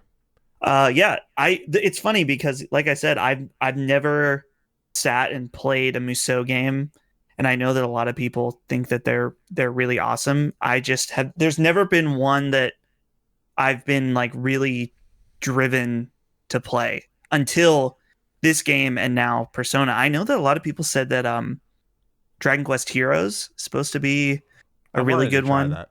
Yeah, Dragon Quest has great spin-offs. like Builders. Oh yeah, I've heard that as well. Fucking love Builders too. It's so good. Yeah, I've heard that all the time. Yeah. So, yeah, I'm surprised as well. I thought that Nintendo, I had a feeling they probably had one more thing. Oh, The really? fact that I would not have expected it to be a Breath of the Wild prequel, which this tells me that Breath of the Wild 2 is definitely coming out next year. Like, Yeah, I agree. I think that probably, even if this game didn't exist, I think we could safely assume that. But I think now we can definitely say, like, okay, That's the window. this is going to whet people's appetite again for more Breath of the Wild. Expect it next year. I don't know. I'm wondering if that'll be a holiday game next year, or if it's possible we could see it earlier. Probably not. That's one that they want to. Well, there's these Switch Pro or whatever rumors, and you gotta wonder if that's the perfect way to sell people to have them buy another Switch to say, hey, Breath of the Wild 2 is gonna look fucking awesome on this. You're gonna want to have the system and the game. Yeah. Yeah, that's a good point. I feel foolish for not even throwing that in our main news cycle about those Switch rumors. That they do seem to be getting backed up by a lot of people. That Nintendo told developers to have their games ready to support 4K on Nintendo devices. I was like, oh shit. We're gonna have to ask Karak about this because I'm really curious on what that means. Having games be 4K ready for a Switch device, like. The only thing I could think of in my head is that I know that the Nintendo uses NVIDIA-based hardware. I'm like, is there some kind of offshoot DLSS thing that they could do that they could upscale games to 4K with a mobile thing? I don't know. I'm just totally speaking out my ass because I just don't know how any semblance of 4K could be possible from a device like the Switch that's a portable, but we'll ask him when he gets back. Yeah. That definitely, I agree with you though. I think it clearly creates a window that they're targeting. Who knows with how quickly people will get back into studios and stuff, if they'll actually hit it. But I think this does scream like fall window of next year for Breath of the Wild 2. And perfect timing. It's Karak. So Karak, we have a little bit of a question for you. We can rope you in. What exactly? Okay, so Nintendo was saying to prepare games to be, what did they say, 4K ready for Switch? Yeah, you're right. What exactly? Okay, his laugh tells us a lot already. So does that exactly mean that they have found a way to have these games playable in 4K? Does that indicate that maybe they are looking into making a new console? Or is it just saying like, if it's ready, one day they could support it? Like, what is your takeaway? Oh, I got to add one thing. Go because tell me if this is ridiculous. I was saying that because the Switch uses an NVIDIA chip, is there some kind of secret sauce with like some kind of mobile DLSS? That it would be in a second Switch, but yeah, for sure. That's what I think almost everybody. So DLSS, just so people know, we all like sort of have a PC or whatever. And AMD doesn't have their version yet. Microsoft is working on a DirectX version, though, which will most likely like use the CPU or the GPU, some part of it, and do some crazy shit. It won't be as good as DLSS, but DLSS is a world changer, as in it's actually going to substantially change how graphics work, because if you can fool a human, it's not going to matter if it's native 4K or real 4K. It won't matter at all. In fact, you wouldn't want it to. You want to do it smarter. It's like a turbo car versus a fucking Dodge Dart with 700 horsepower. So just check out Digital Foundry's video on Death Stranding. Yeah. If you want to be a believer in DLSS. Or Control. Oh, yeah, the Control one, too, is awesome. They showed a 540p resolution source running at 4K. And what's weird about AI, people don't realize, is the larger the jump, the actual better it performs, not the lesser the jump. So going from like 1800 to 4K, you're not actually netting very much. But if you go from 540 to 4K, you're netting a shit ton. And now DLSS 2 doesn't even require you to send your rasters. So if you're a game developer, you used to have to send your data to NVIDIA. Now they're able to do a bunch of stuff and not require that data to be sent, which also means mod makers will be able to be supported in the future. Meaning, if they create a 2K texture, then DLSS will be able to make it a 4K texture without requiring them to send their data. But yeah, a future Switch for sure. I don't think anything with or anything ever. I think it's more promising than ray tracing by about 10,000 times. And I thought ray tracing was cool, but DLSS is next. Like, it'll be a thing where it's a thing and no one even bats it. It'll be in everything because AI. I mean, Microsoft already has AI upscaling on their textures. They even talked about it. They said they may start shipping 2 versions of a game, like a 2K version and a 4K, and use the chips to do upscaling. There's all this crazy stuff. AI is used in sound for sound cleanup now. So like if you made a game, you had some shitty compression. Skyrim Special Edition, by the way, has some of the worst compression ever. They can use artificial intelligence to actually recreate the sound effects you would expect to hear in those moments when you instead hear, you can hear that compression. So yeah, the new Switch, dude, I'm excited. That's smart, right? Why fucking brute force it? Why brute force it when you don't have to? Especially on a Nintendo console where people are not going to be hyper analyzing. At least you wouldn't think. Well, that's true too. Yeah, you don't even need to hit 4K, right? If you can hit a solid 1080p or 1440 on a screen that small, you're nailing it. Well, that's just, I guess, and that's kind of what you've answered is that I was just like, would it be possible to put some form of DLSS? Especially it makes sense since the Switch is already running on NVIDIA hardware. So, and remember, the NVIDIA Shield Pro runs on something like that, and the Shield Pro upscales from 1080p TV shows to 4K. It is considered, widely considered as the best artificial intelligence upscaling available, very close to DLSS, perfectly run, and you can get it on and if anybody's got a Shield Pro, it's like your portable streaming device on your PC or your television. Its upscaling is fucking primo, man. Like that, even looking at it myself, and I sold TVs for 8 years. Even I'm like, what's the fuck's the difference between the native, and the made up 4K? Because these aren't artificial. They're not anti-aliasing. They're not softening edges. They're quite literally finding detail and guessing the detail between 2 pixels and filling it, which is weird. It's like magic. It seems like we could probably safely guess that a Switch Pro 1080p screen, they can have games running in 1080p, then potentially in docked mode with some secret sauce, we could get a 4K output, not a 4K. I mean, when you talk, I think even John, I haven't talked to John in a while, but the guy, John Linneman from Digital Foundry, he's been on the podcast a couple times, and even he was like, dude, DLSS is, it's not secret sauce because the tensor cores are built for it, but it is secret sauce in that its return is magical in a weird way because they're doing the rendering somewhere else.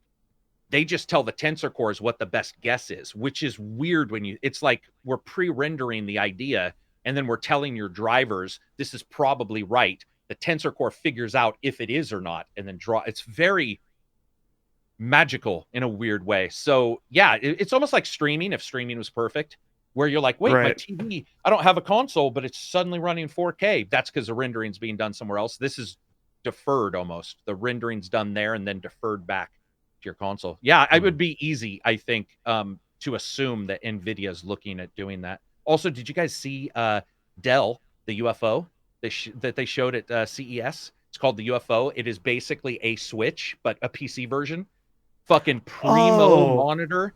Primo. Yeah, I remember seeing that. It's got the dock. It's even got the unclickable Joy-Cons. Oh my god. Yeah, you know what? I did see this. Yeah. Yeah, I remember this thing. Oh my gosh. The thing is, guys, Microsoft's, didn't do it, and I was wondering at one time if they would. I'm surprised somebody hasn't tried to copy the Switch earlier. I know a couple companies have sort of made pseudos, but it's like, it seems to me a company could go in there and say, hey man, here's a way. PlayStation to just make that Vita too. Just make it like the Switch. Keep dreaming, Matty. God, come on. Fucking do it. I will explode through the monitor in a video. I'd get a Pro unlike too, by the anything way. else. If they do a Switch, like I like my Switch a lot, but I have an issue with a couple things. I think it's I'd be really excited to see DLSS, less so ray tracing, even. Yeah. DLSS is just the shit. Like it's fucking phenomenal. And I have that anti-aliasing chip I showed you guys anyway that I use on my Switch, the M Classic. Oh, the M, yeah. Yeah, and Right. those now cost at bulk like $4. And I was telling the guys prior to the Xbox X being I need shown to on get one of PS5, those. I'm like, why is a company not just adding that to their fucking console? Mhm. Like, why? You know what I mean? Like, put the chip, buy the chip company, and say we're just putting this anti-aliasing chip at the end of our, at the HDMI point, and it just does it, and then we don't have to worry about power. We can just do these things. There's a lot of little hardware tricks that we're seeing, which is very cool. I think really it's cool. Yeah, I was about to say. I like the customization, if you will. Yeah, me too. All right. Oh, by the way, I want to sorry. talk about Hyrule real quick, or I don't know how to pronounce it. Hyrule. By all Um, means. did you guys play Dragon Quest? The Dragon Quest It's ones? funny. Dustin brought it We up. mentioned it, but I have not played it. Yeah. Oh, okay. Because that's the only one I've liked. I liked that. Well, I liked, what's the giant robot? No, giant dudes with buck naked, and you chop their head off, Maddie. What's that one? Oh, anime. Attack on Titan. Attack on Yeah, Titan. so Attack on Titan, I liked the That's- first one. Second one was Rehashed, yeah. fucking trash, but those two I've liked. So I'm Yeah. excited. I looked at the graphics for this. It looks I pretty think okay. what's happening is companies are realizing that these Muso games are like a perfect platform to just build something on top of it. Like you can You see mean they're for flexible. IP of any choice? Yeah, kind of thing? literally, because you can either make it just a simple beat 'em up, which people are happy with like something like One Piece Pirate Warriors, or you can do something like what we mentioned with Attack on Titan, where that is a Muso game, but it plays nothing like one because you're always like dashing Yeah. around, flying, managing resources, cutting heads off. It's ridiculous. And so I like how you're seeing similar to what's happening with Persona 5 Scramble, where they are expanding the story after 5, base 5, not Royal for whatever reason. They're doing the same thing here with Hyrule Warriors, where they're expanding the story and telling a part that, from what I gathered, there are a ton of Zelda channels out there because like I watched the trailer and now in my recommended feed, it's just Zelda. Oh, And there are yeah. tons of breakdowns and people talking about the lore and stuff. And it's just like crazy how many answers that people are actually going to get now. So I think this is going to be a So really you're big excited hit. for it then? Is what you're saying. Yeah. I mean, Okay. I'm a big Muso fan in general, right? Like you're talking to the guy I played like Warriors All-Stars like 2 years ago. That's just like, Those are they had like rough. Ryu Hayabusa and just like random fucking characters from like all these games. It definitely was rough. It wasn't that great, but it was still like I enjoy the simple nature of it. I think it's very fun. And I'm happy that they when they're embraced properly, they can make a legitimately good game and not just a beat 'em up. Exactly. So I'd say keep an eye on Hyrule Warriors, and I'd say keep an eye on Persona 5 Scramble because those two are going to be significant for them. All right, next up on our list before we get into the patron questions, Ubisoft has announced the return of Scott Pilgrim, which was highly anticipated from people for a very long time. It's coming out this year. There's also a Prince of Persia Sands of Time remake, which was leaked before it being officially announced at this Ubisoft Forward on September 10th. There's also the reveal officially of Immortals Phoenix Rising, which was formerly known as Gods and Monsters.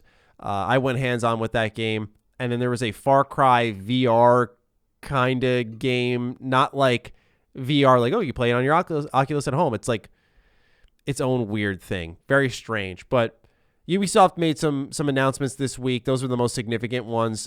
Did you guys like tune into this at all? I personally didn't because they fucking leak everything. But what'd you guys make of the show?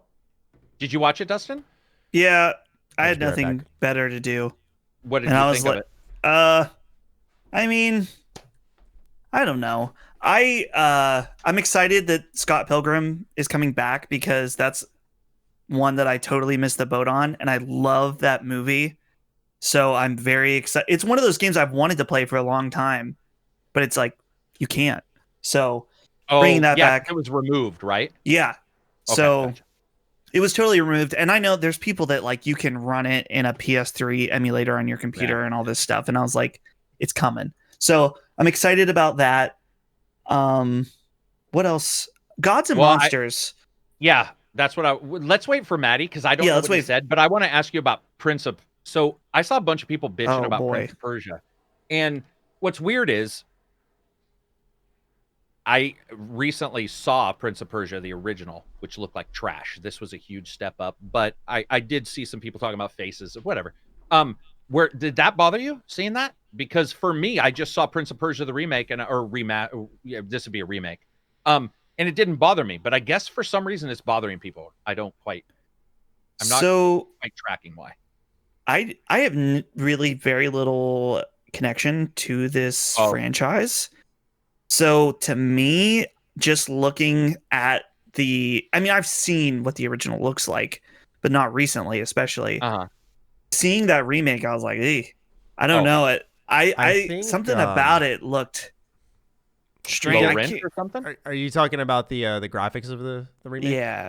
Yeah. What I saw, Shinobi posted a thing on Twitter of an article, and I think it's a lighting issue because you could see he had the image from the trailer, which did not look good, and there was a shot in the article. For those who are wondering, Shinobi602, friend of the show, look him up, good guy. He posted side by sides, and you could see in the article photo what seemed to be a later build that had better lighting, and because of that, like the models look the same, but the lighting changed how the game looked like drastically. Not where to the point it looks really good, but it looked better, and it's just a poor trailer by Ubisoft. Sorry, I didn't mean to interrupt. I remember seeing that. I was just saying that I don't have an issue with what I saw.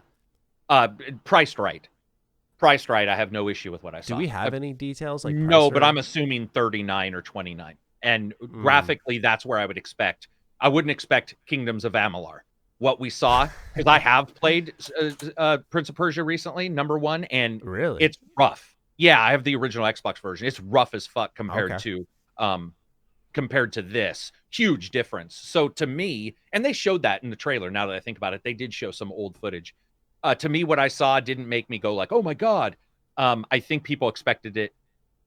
I guess the lighting, you're right, but I think also, I don't know really what they expected. Maybe they thought it was going to be not a sequel, but like a reimagining, I guess. So like a full changeover, maybe. I don't know. But so far, I was not unhappy with what. But I was just asking Dustin because we wanted to wait for you to talk about what's it's called now? Whatever it's called now. Real quick, Gods and Monsters. I said the wrong name. Real quick, I did want to mention about that Far Cry thing because so it's specifically partnered with Zero Latency VR, which basically they make a VR system that then companies can buy and set up like VR arcades. There's a video on Handsome Phantom about one of these experiences because we at PAX in Boston. There's a place called Mind Trek, and they've been nice enough to have us twice now to go check out their facilities and what's going on. And it's actually really fucking awesome. So because they have like a whole giant room and you actually have a physical gun and like backpack VR and it's all tracked. And what's interesting is that the first time I went, I was like, this is pretty cool. It feels promising, but it wasn't quite there yet. And when I was there this past March, it was way better than it was the time before. So, obviously having a brand deal with Ubisoft to do something like this is very big for them. So there's not much to talk about other than even if you don't know what it is, you maybe should at least be interested because what I've played from Zero Latency has been super fun. So I don't know how many locations they have. I know there is the one right outside of Boston that at Mind Trek, but yeah, it's neat. If obviously right now is not the ideal time to go to a VR arcade and check something like this out. But probably hopefully in the next 6 to 12 months. Jesus Christ. We'll see though. Can you believe you had to say that shit? Yeah, right. Yeah. Crazy. Oy vey. Yeah, so I guess we'll talk about Immortals Phoenix Immortals. Rising. Yes, that is the name. Oh, real quick about this. Did for you it. notice at the beginning of the trailer, they're like, we decided to change the name to better fit our vision. I'm like, no, you fucking didn't. A boardroom decided that was the better marketable name, because we know that Ubisoft has fucked around with their titles, and boardrooms have said, oh, we want to change this to make this more market friendly. They also showed 4 faces for the customization. Did you see that? Which I is the didn't big notice thing, that, right? but yeah, 4 faces, just exactly like the WWE that just came out with only had 4 faces, and my Twitter just lit up. People like 4 fucking faces, but who knows? Hopefully that's not all you get. So I wanted to kick it off with that, because with the fact that they started with that, I was like, did you really change the name because you thought it better fit that name in particular? Do you really think that, or did it just feels like an out of touch name to me? I have a hard time believing that a developer or a creative came up with that name. And Gods and Monsters was cool to me. Like I said, it felt like a TV, like a not Cinemax, but like a HBO show. Something about it just sounded more epic. You know, Gods and Monsters. I was like, that was interesting. Phoenix Rising is the most uninteresting name. All I'm saying, man, is I can guarantee my videos like doubles in viewership if it's called Gods and Monsters, because everyone's like, what is Immortals? Like, who fucking cares? And they're like, oh, it's that game. Phoenix spelled wrong. Like when they did C4 with the 4 and the E flipped around, and you're like, fuck you, man. You're like, come on, dude, this is not the 1990s. We're not using the word rad all the time. Like, get your Uber shit out of here. Like this extreme stuff. Remove it from games. We can do it. You don't need to do it from the boardroom. And that's what they did with that name. They heard it, I think, with the name at the very minimum. 100% agree. What'd you think of it? That's what I was going to say. Matty, you played it. What's sad about that is that this is a really good game from what I've seen and what I've played. Oh. So I played about 3 hours of it. It is not structured like any other Ubisoft game I've played in a while. So it is open world, but artistically, like camera positioning, immediately completely different. Discovering world objectives, a lot like Breath of the Wild. You know how you climb up a tower and you use the Sheikah slate and you'll pin things of interest. Same thing here. The difference is that when you detect them, you can actually mark them on your map and they'll stay there. Whereas in Zelda, you just put a pin on your Sheikah slate and you'll remove that pin once you get to the location. But yeah, so what they have in this world is it's just like a bunch of gameplay systems that work really well together. And you can see from like climbing any wall in sight to how just it looks, it's very much inspired by Zelda. So you'll have things like, they'll call them mythological navigation challenges. And so you get wings that you can like fly around, and it's like your glider essentially. And so you'll have to like go up and down through these like portals and stuff, through like a pretty much a platforming challenge. Then you'll go inside what's called a vault. And these vaults are sort of like, I forgot the name of them in Zelda, the dungeons that you go into, and the puzzles there were really unique. One of them was actually set up like a pinball game. So what happens is you'd hit a button and it would shoot up a barrel, and you'd like move your character physically to like one switch, hit it to knock like the ball up, and you'd have to get it into this particular area. And as you did that, you'd progress in the puzzle. There were combat challenges, so I'll talk about combat in a little bit. There was one challenge I did, this was not even in a vault. It was a bow and arrow challenge where you had to guide your arrow through like a bunch of little holes and stuff. There was a puzzle where I had to like take these kind of like balls of charcoal, throw them into like a furnace, and then shoot my arrow, guide my arrow through fire, and then hit the charcoal to light the whole furnace. There were like there were great points of interest rather. One was like the aqueducts. So it was like the way they built the world, you could see like the water came down into the aqueduct and it led into this big ocean area. I was originally heading to this island, but I was like, what's this? And I scaled this whole aqueduct, and there's like secrets in there. There's upgrades in there. But it was just interesting to see how the world was so interconnected. And it reminded me of Breath of the Wild, where I just got lost in just like going, what is that? And exploring it. Combat, it's not super deep, but it works very well. So you have I guess you could say your light attack, your heavy attack. Your light attack is your sword. Your heavy attack is your axe. You do get new equipment throughout the game, so I don't know if you could have like daggers and a spear or something. I don't know if it works like that, but you have a sword and an axe. What happens is you'll use dodging, you'll use abilities, and you'll use your stamina. You build your stamina back up by attacking with your swords, and your axe hits really hard, and there's a stun meter on the enemy, so as you hit them with the axe, you're going to build up that stun. When they're stunned, you do more damage, so that's where you want to like pull your abilities. So there's like a rinse and repeat method to it of using abilities.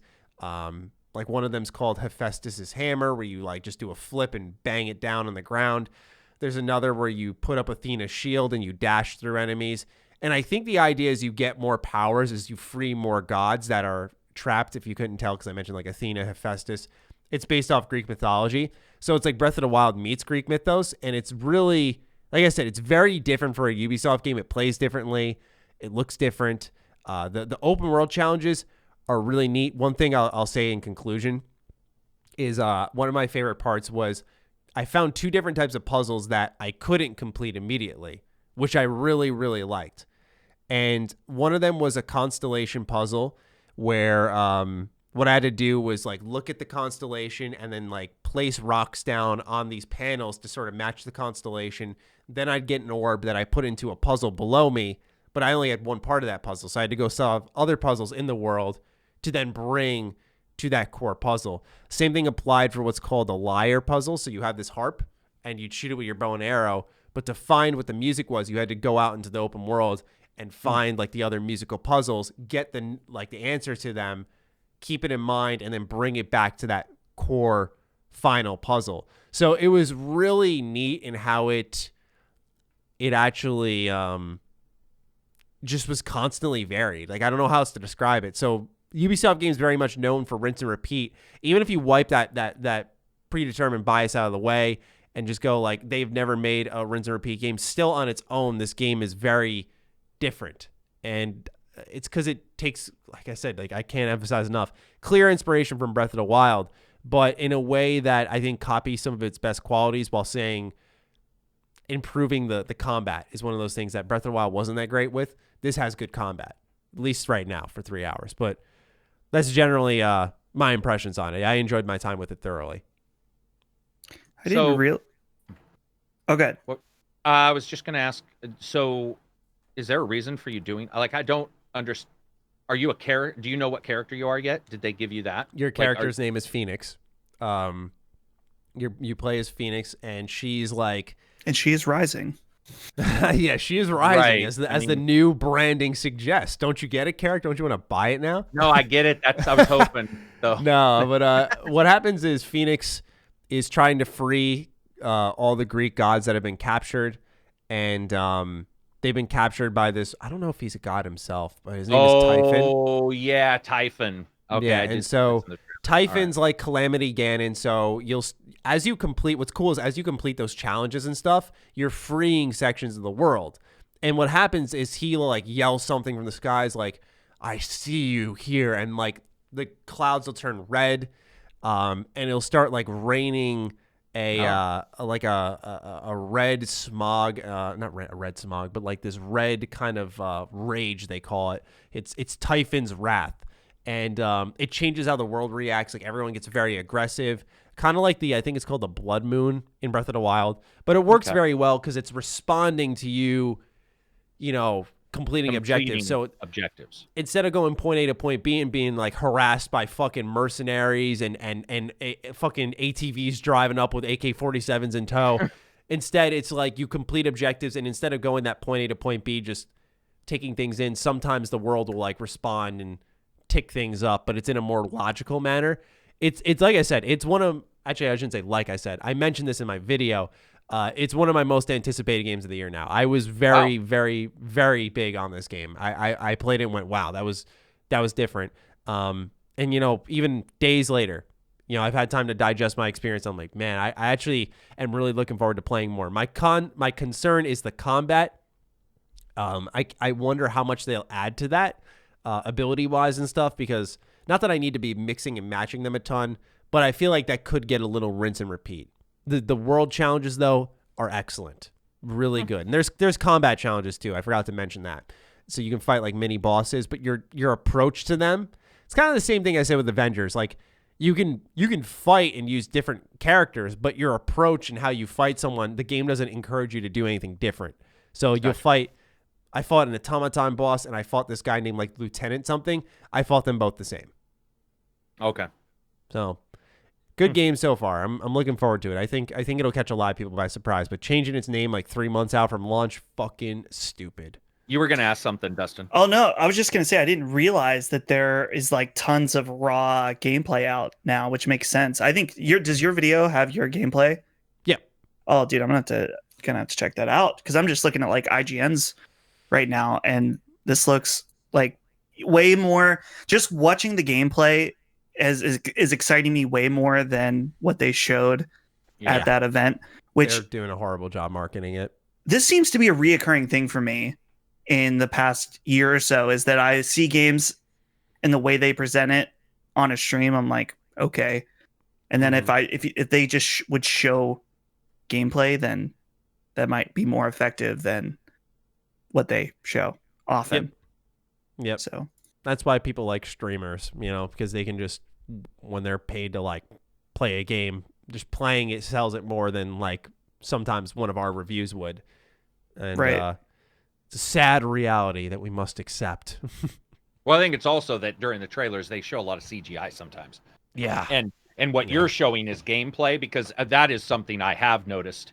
I did notice with that game, there was another game in the Ubisoft event, and I don't remember the name, but the Discord was just constantly like, dude, seriously, show some kind of combat. Or some kind of real footage. And then they showed real footage, and people were like, thank you, that's all we need is real. And I just don't get why these companies, maybe it's because they don't want to be the first man to do it, but I just wish companies, it'd be great if like one of the big three, Microsoft, Sony, or Nintendo, came out and said, all right, like we're done. Like from now on, gameplay only. It's gameplay only. Like you're not going to have any CGI, because I'm so tired of it. Just think of that when they revealed God of War 2018. They did that deep dive. I mean, it wasn't a deep dive, but it was an extended gameplay. Mini Let's Play. Yeah. Yeah. And I was like, man, I feel like that was such an effective way to reveal that game, because it's like, hey, we're doing God of War again. The gameplay is going to be different, which instantly people would, be like, oh, dude, how dare they change it? But Karak and I were both like, yeah. Right. But they're like, they knew right off the bat, they're like, if we're going to change it, it needs to be awesome. And we're going to show them right off the bat why it's awesome. There'll be no speculation about, if the combat will be good or not. So I don't know. Maybe you have to imagine it's a lot scarier to show your game instantly with gameplay, because you might be able to sell somebody on a trailer that has no gameplay that will not check out anything after that and just go buy it. Then so I don't know. Yeah, it's one of those things where I think marketing probably likes the idea of anticipation. Like, we'll do our CGI on Friday and then gameplay tomorrow, so you keep it in people's heads and discussing it for the next 24 hours. You like own that period if your game's big enough. And so don't get me wrong, I don't think it's smart, but I guess I get at times why they do it. I just would wish they don't. I had a viewer actually tweet at me. This reminds me of this entirely. I had a viewer tweet at me. How dare you? Out of nowhere. Out of nowhere, though. And it was this fucking like write-up, and I'm like, oh God, like what did I do? Like what did I do to piss this guy off? And he was just telling me, he wasn't pissed, but he was just telling me how he wished I wouldn't mention how much I like people want gameplay trailers, because he is strictly sold on CGI. Like he straight up, he like wrote examples of games. He's like, I don't like the marketing. I think it's too straightforward and it reveals too much about the game. I like the concept so I can go in and discover it for myself. I was like, holy shit. There are actually people with that perspective. And I kind of get the idea of marketing spoiling things. I mean, I'm sure we can all name a game that comes to mind right away where you saw a trailer. We talked about Kingdom Hearts 3, the final battle. You're like, what are you guys doing, man? Where marketing just takes that step forward a little too much. And so, Yeah, man. I when I saw that, I was like, wow, there are people who really do enjoy and get hyped over CGI trailers, I guess. It's a thing. It's a thing, at least for that person. It will not change how I operate, though. I will always advocate for gameplay. Yeah. Sorry, one person who tweeted at me. All right. Let's get into the patron questions. Should be an interesting week this time. We had a lot of things happen. I'm opening up my Discord. Let's see what we've got here. I opened up the wrong Discord. Okay, here we go. 25. Oh, boy. I'm imagining most of this is conversation. Oh, this is all stuff about the Vita. All right. Every question is about the Vita. Yeah. That'd be awesome if they decided off to the side that they would just completely do everything about the Vita. That would be hilarious. Wait, hold on. There isn't 25. For some reason, my phone isn't updating with... Because I was reading the ones we did last week, Dustin. I got them up here if you need me to read them. Yeah, where does yours start? Just so I can get a gauge. Oh, wait. I think it's Funk Rat, right? That's what I thought. Wait, because the one before that, we didn't talk about the boys. No, we didn't. So maybe it's Holzer 19? Yeah, because we definitely caught Coach Blue. Did we? Oh, no, I don't know. No, we ended with Natural Calamity because we always joke about the 3 questions. Which I feel like we rapid fired and then did Coach Blue. I'm pretty confident we did. Oh, yeah, Coach we Blue. did. We did Coach Blue. So we start with Holzer 19. There we go. See, ladies and gentlemen, it pays not to prepare for your own show. Teamwork. All right. Holzer 19 writes in with 4 questions. What we're going to do, we have a decent amount of questions. We're going to start off with rapid fire. Because why not? What game would you most want to see get a new Game Plus? Personally, spending a third of GTA 5 with $38 in my pocket has prevented me from wanting to replay a couple of times. I don't really care for New Game Plus. I know that it gets more value for people, and I respect that. But once I'm done with the game, I want to play the next game that I may fall in love with. So that's my answer. Yep, same. Wow, I hate New Game Plus. Wow, guys. I'll go even farther than Dustin. Wow. I legitimately feel it takes away development that could be done in other places. That's how angry I am most of the time. There's a couple that have been good. The last New Game Plus I played was Dark Souls 3. And then before that, Bloodborne, which isn't really New Game Plus. I guess it is. You just play through the story again and you keep all your shit. So, yeah. I'm trying to think what comes to mind. I like New Game Plus. I feel like that built-in value is really nice. Like sometimes I don't take advantage of it, but I think it adds something, like a reason to just keep going. Because here's the thing with these live service games. We talked about Avengers, and I feel like New Game Plus offers more than half these live service games do. Like going back and flying through it. I guess it depends on the New Game Plus, but yeah. Yeah, for sure. I'm trying to think of a game I've played where I'm like, I wanted more and they didn't give me more. Nothing's really coming to mind right now.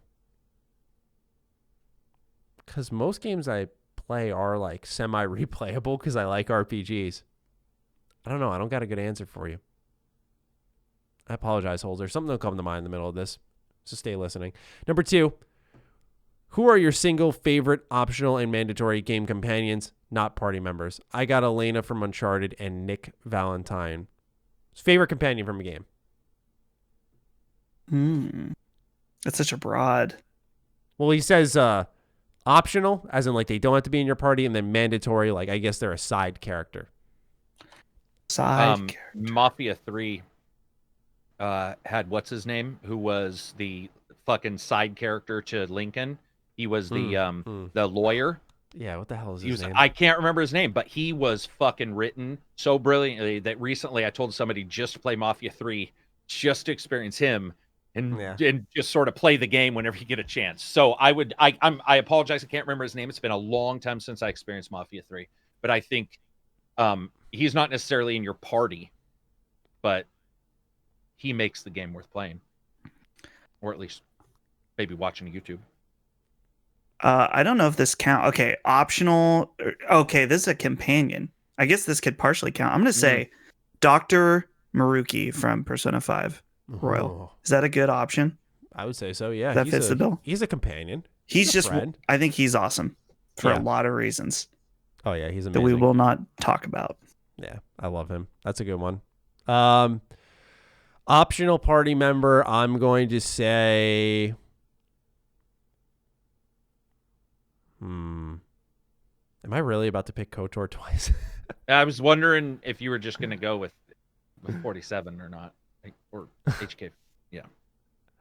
Yeah, I was going to say optional. I think HK's got it for me because you can absolutely miss him, but I think he adds so much to the game that it's actually mind-blowing that BioWare said, let's make this completely missable. Like, there's so much dialogue, responses that you can only see if you, like, pick him up in the beginning of the game and then go around the whole game with him versus picking him up at the end. Like, just crazy. So he'd probably be my favorite optional.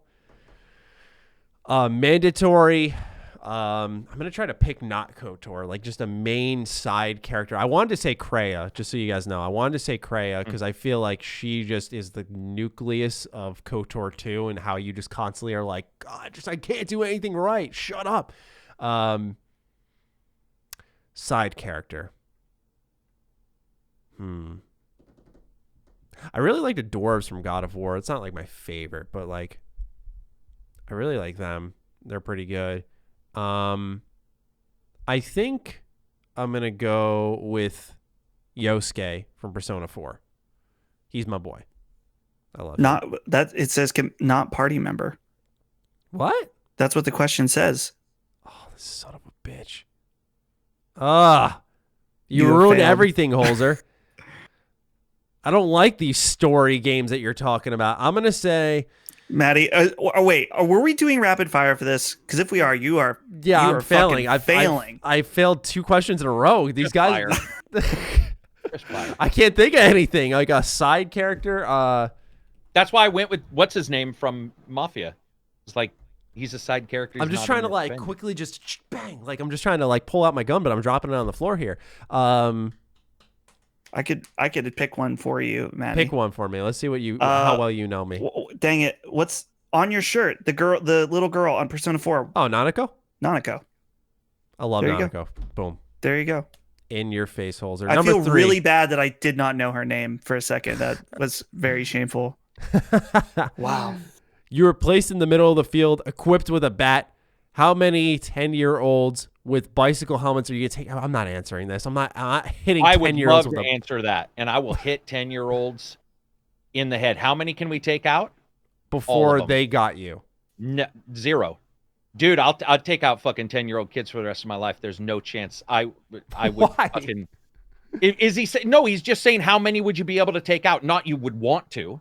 It's a zombie question. Right, they're attacking you. They're attacking you. It's an act of self-defense. Yeah, it's an act of... That's what I like, because that question came up in a podcast a couple weeks ago, where it was like, you're being attacked by blah, blah, blah. How many can take out? And I'm like, all of them, man. 10-year-olds got nothing on me. Dude, you got a baseball bat. Fuck them. Right. Once you hit 1 or 2 bad enough, the rest will... Yeah, the rest will scatter. And that's when you really win. And if you can find a lawnmower nearby, you could mulch a good 150 of them in quick time. We just talked about this in my podcast like 2 hours ago. We talked about me planning on killing my entire neighborhood if the end of the world comes. And I'm like, dude, if the end of the world comes, I have my neighbors on a pin board and I'm ready. Like FBI pin board. Like I got plans. I got the fat ones who I'll kill first, because you got to eat them. Oh, you're going like... Oh, I'm going full survivor. I'm assuming zombie apocalypse, man. I'm assuming we got to be ready to eat humans. Like you've mentally committed to the very dude, once you commit, Maddie, come on. Once you take a step, yeah, dude, just reason with me. I'm not lying. I was talking about like how much gasoline I would need to get the lawnmower from here to the neighbor's house so I could mulch them up. Like I had big plans. Big plans. That's what I'm assuming this is like assuming a zombie apocalypse. So 10-year-old kids attacking you, right? Now, here's the thing. Are you like, you're not instigated? You're just going in and you're like, I'm going to mulch you all. So what I was telling the people was I was like, if something terrible happened, and it started because of the fires, people are like, it looks like the apocalypse. And I'm like, no, because I wouldn't be on the podcast. I'd be out killing people. If the apocalypse happens, I would protect myself by making sure a 3 to 4 block radius was cleared out of 10-year-olds. If there were 10, I'd have to. You got to take care of yourself, man. And the dog's got to eat. That's what I say. You got to make sure the you dog have barks in the back. No shit. I even had to say I was joking in my podcast because people be like, "What the fuck? I'm clipping this." Karak wants to kill kid. No, but I think it was a zombie question, like Dustin said. Like, you're being attacked. How many 10-year-olds could you? If it's a zombie question, I would say agility would be my best friend. I would find a way to run out because fighting them all, there's just more behind them. It's like the Cerberus. You cut one head off, two take its place. How tall are you? 6'2". 10-year-olds, what? 4 something? So you could climb on something tall, maybe kick the ladder away, right? So the 10-year-olds can get up there. Yeah. Good plan. That's it. Agility. I think you got to prepare for these. I'm telling people, you always gotta watch out. You never know when a 10-year-old's gonna go viral or go feral and fucking try to attack you. You got to be prepared. Keep the pistol on the nightstand, dude. It's funny, but I do. So, well, not for 10-year-olds. Where do you live? Western PA. I mean, it depends on where I lived. I probably would too, depending on one of my friends was from Phoenix, and she was so mad at me because I didn't lock my door because I'm Pacific Northwest. That wasn't an issue. She was so angry because they had break-ins all the time. She was like, and then my Russian ex, they had bulletproof doors. Well, the doors were basically sheathed with metal on both sides because so many people were getting gunned down that you wanted to make sure your door was bulletproof so bullets couldn't come through it. I was just wow, that's some hardcore. Imagine, I worry about my AC. Is the AC big enough? She was worried that the door was bulletproof. Just goes to show where you live adjusts what you do. Yeah. Question 4. With season 2 dropping today, have you guys hopped on the boys bandwagon yet? Karak, I think you already said you were a big fan of that, right? I'm a huge fan. We'll start it today. I finished up Umbrella Academy season 2, which was horrendous.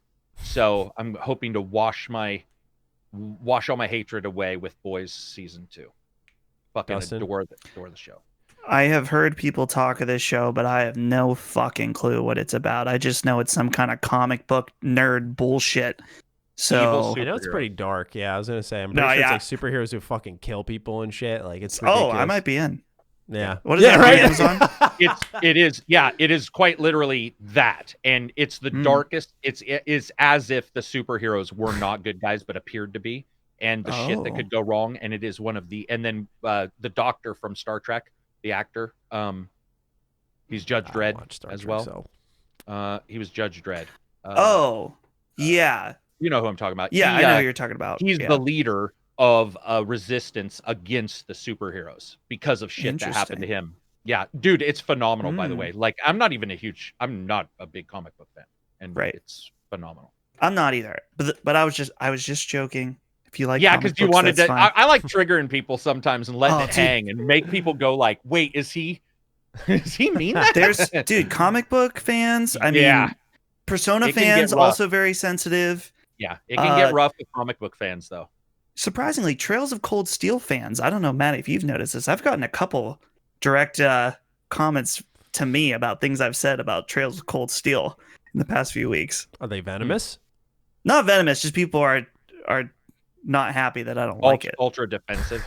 Yes. Of it, yeah. It's because it's like just getting to a point of relevancy. Like here's the thing. It's like knocking on the door, and so people are like, don't fucking dare shut it down any more than it has been. In a private text to Colin, I told him that I thought Trails of Cold Steel was a budget Persona, and then he went and said it on one of his shows. That I said that to him, and he's like, I agree with what Dustin said. No, here's the thing, man. Here's the thing. A little inside baseball now for me and Colin. All right, now it's my turn. Hold on, Dustin. All right. I send him one of my first CLS videos. He's like, by the way, what's the gameplay at like 9 minutes? I'm like, oh, Colin. I was like, that's Legends of Heroes, Trails of Cold Steel 1. And I heard him say in a show, he's like, yeah, I'm playing it right now. And I'm just like, let's go. He doesn't even know there's Persona elements in this shit. Yeah. Now he thinks it's budget Persona. Dustin, you fucking ruined it. I'm sorry. Unbelievable. Funkrat asks us what our favorite dinosaur is. He says mine's the Dreadnoughts because it's a contender for the largest animal to walk the earth. But despite being a giant, it was still an herbivore. What is what? What did he call it? Dreadnoughtus. What is the one with the it's on all fours, very slow. It's an herbivore. It's got spikes. I think Stegosaurus Rex. Oh, Stegosaurus. Yes, Stegosaurus. Yeah. Because Triceratops is the three horned. I think Stegosaurus is the one with the ridges from the head all the way to the back. Yeah. I like that one. I did a project on it in 2nd grade. I made like a clay Stegosaurus and, pinched together the little triangles, planted on his back. I like plesiosaur because I thought it was Loch Ness. They've thought it was Loch Ness for years, the plesiosaur. Like they've been like, is a Loch Ness monster a plesiosaur that's lived until current day? And I love that idea. So like they've always been my favorite. I like a lot of aquatic stuff because it's scarier. Like there's something scary about a fucking megalodon shark, right? Like because I can run away from a dinosaur. I mean, well, you can try. But something about like you can only swim so fast. Right, man. When you get in the water, boy, talk about like, and especially a tub like me. I'm not fucking any, not Lance Armstrong, but what's the one guy, the Olympic swimmer who's always toked up, always high as fucking I can't remember his name. But you know who I'm talking about. He won all he's just like Mr. Slick in the water. I ain't him. I get chewed up in seconds. Is it Michael something? Yeah, Michael Phelps. Phelps. You're absolutely right. Yeah. Is Dustin looking for his? No, so I was going to say pterodactyl, but apparently a pterodactyl is not a dinosaur. Really? Yeah, it was a bird, right? Well, there's this YouTube video that just says why isn't pterodactyl a dinosaur? So I always thought it was. I think they only recently in like 10 years like Pluto'd it, where they said Pluto was a planet. And fuck you, it's a planet. Yeah, but anyway, on those terms, I'm saying pterodactyl because I would. I grew up. Yeah. Because cool. They can fly around, they'll come, they fuck you up, they fly away. And they have triangle heads, like it's almost like the Pyramid Head guy from Silent Hill. Except I'm looking at him now. And stabbing you in the face. Like they're scary looking, that's for sure. Right. So I'm going with that. Name a developer that used to make great games that you sadly feel will probably not return to their prior form of greatness. Conversely, name a company you feel are replacing them to some degree. So we all agree BioWare. What about Piranha Bytes, the other one? Who made Greedfall? Was that Piranha Bytes? No, it was Spiders. Spiders, I agree. For sure. Spiders for sure. It'll be a sad day when they do a big budget project because that's when we kiss it all goodbye. Damn. That's a bit dark. So Skooma Vendor last week asked us about his Switch and what he should get for his commute. He says he has Skyrim. He said he had Odyssey, but he thought it was overrated. So he says that he ended up buying Moonlighter on sale for €6. He's enjoying that, and he ordered Ultimate Alliance 3. After Matt's review of Avengers, I didn't feel like buying into another service game, as there are many others out there already, and some do it far better than Avengers appears to. So, on the back of this question, what franchise would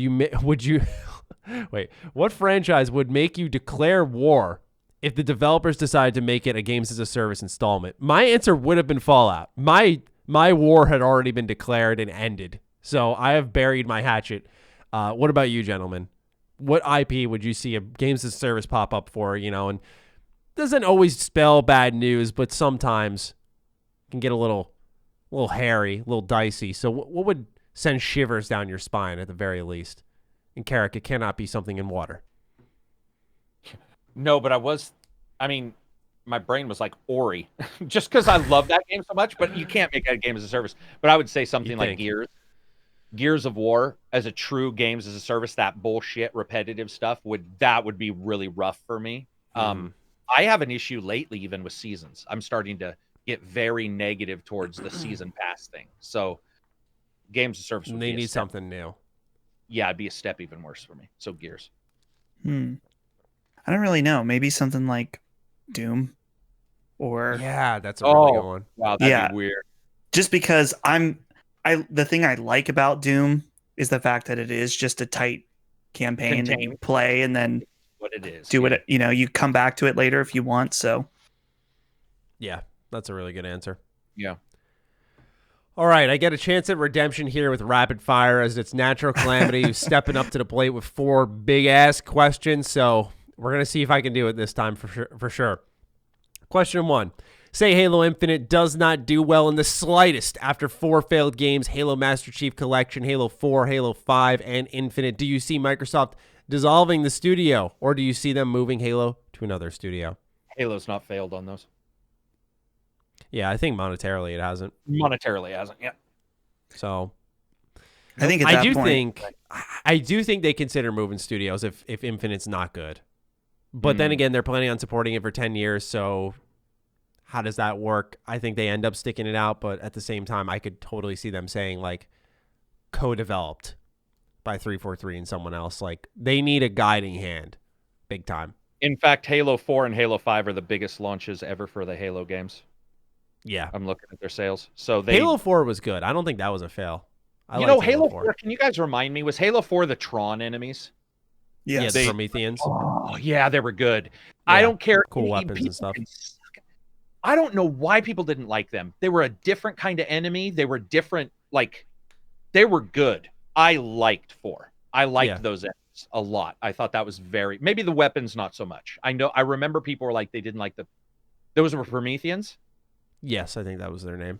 I think people had issues with the weapons the Prometheans used versus like the typical UNC stuff. But. I could get that. They didn't feel as good, but it was nice to hold something different from like a different race. And though I love the Needler and stuff, it was definitely cool to hold something different. Yeah, exactly. And so I don't know. 4 always stuck with me. I get 5. Infinite, we don't really know yet, and Master Chief Collection somehow is still relevant today. So we're doing just fine. Whatever. Yeah, that'd be a whole other video. Question 2. I'm on my second playthrough of Wasteland 3. Jesus. I'm now seeing it as a really, really buggy game. I have a lot of problems with it. I swapped out a character and then swapped him back, and he got -7 attribute points. Reloading the game and opening my inventory then made it so the screen was fully black. Medical Marvel is supposed to make it so that you can revive during battle, but it is bugged, so I can't revive even after battle. Why do you think so many games get away with bugs like this and some burn at the stake for them?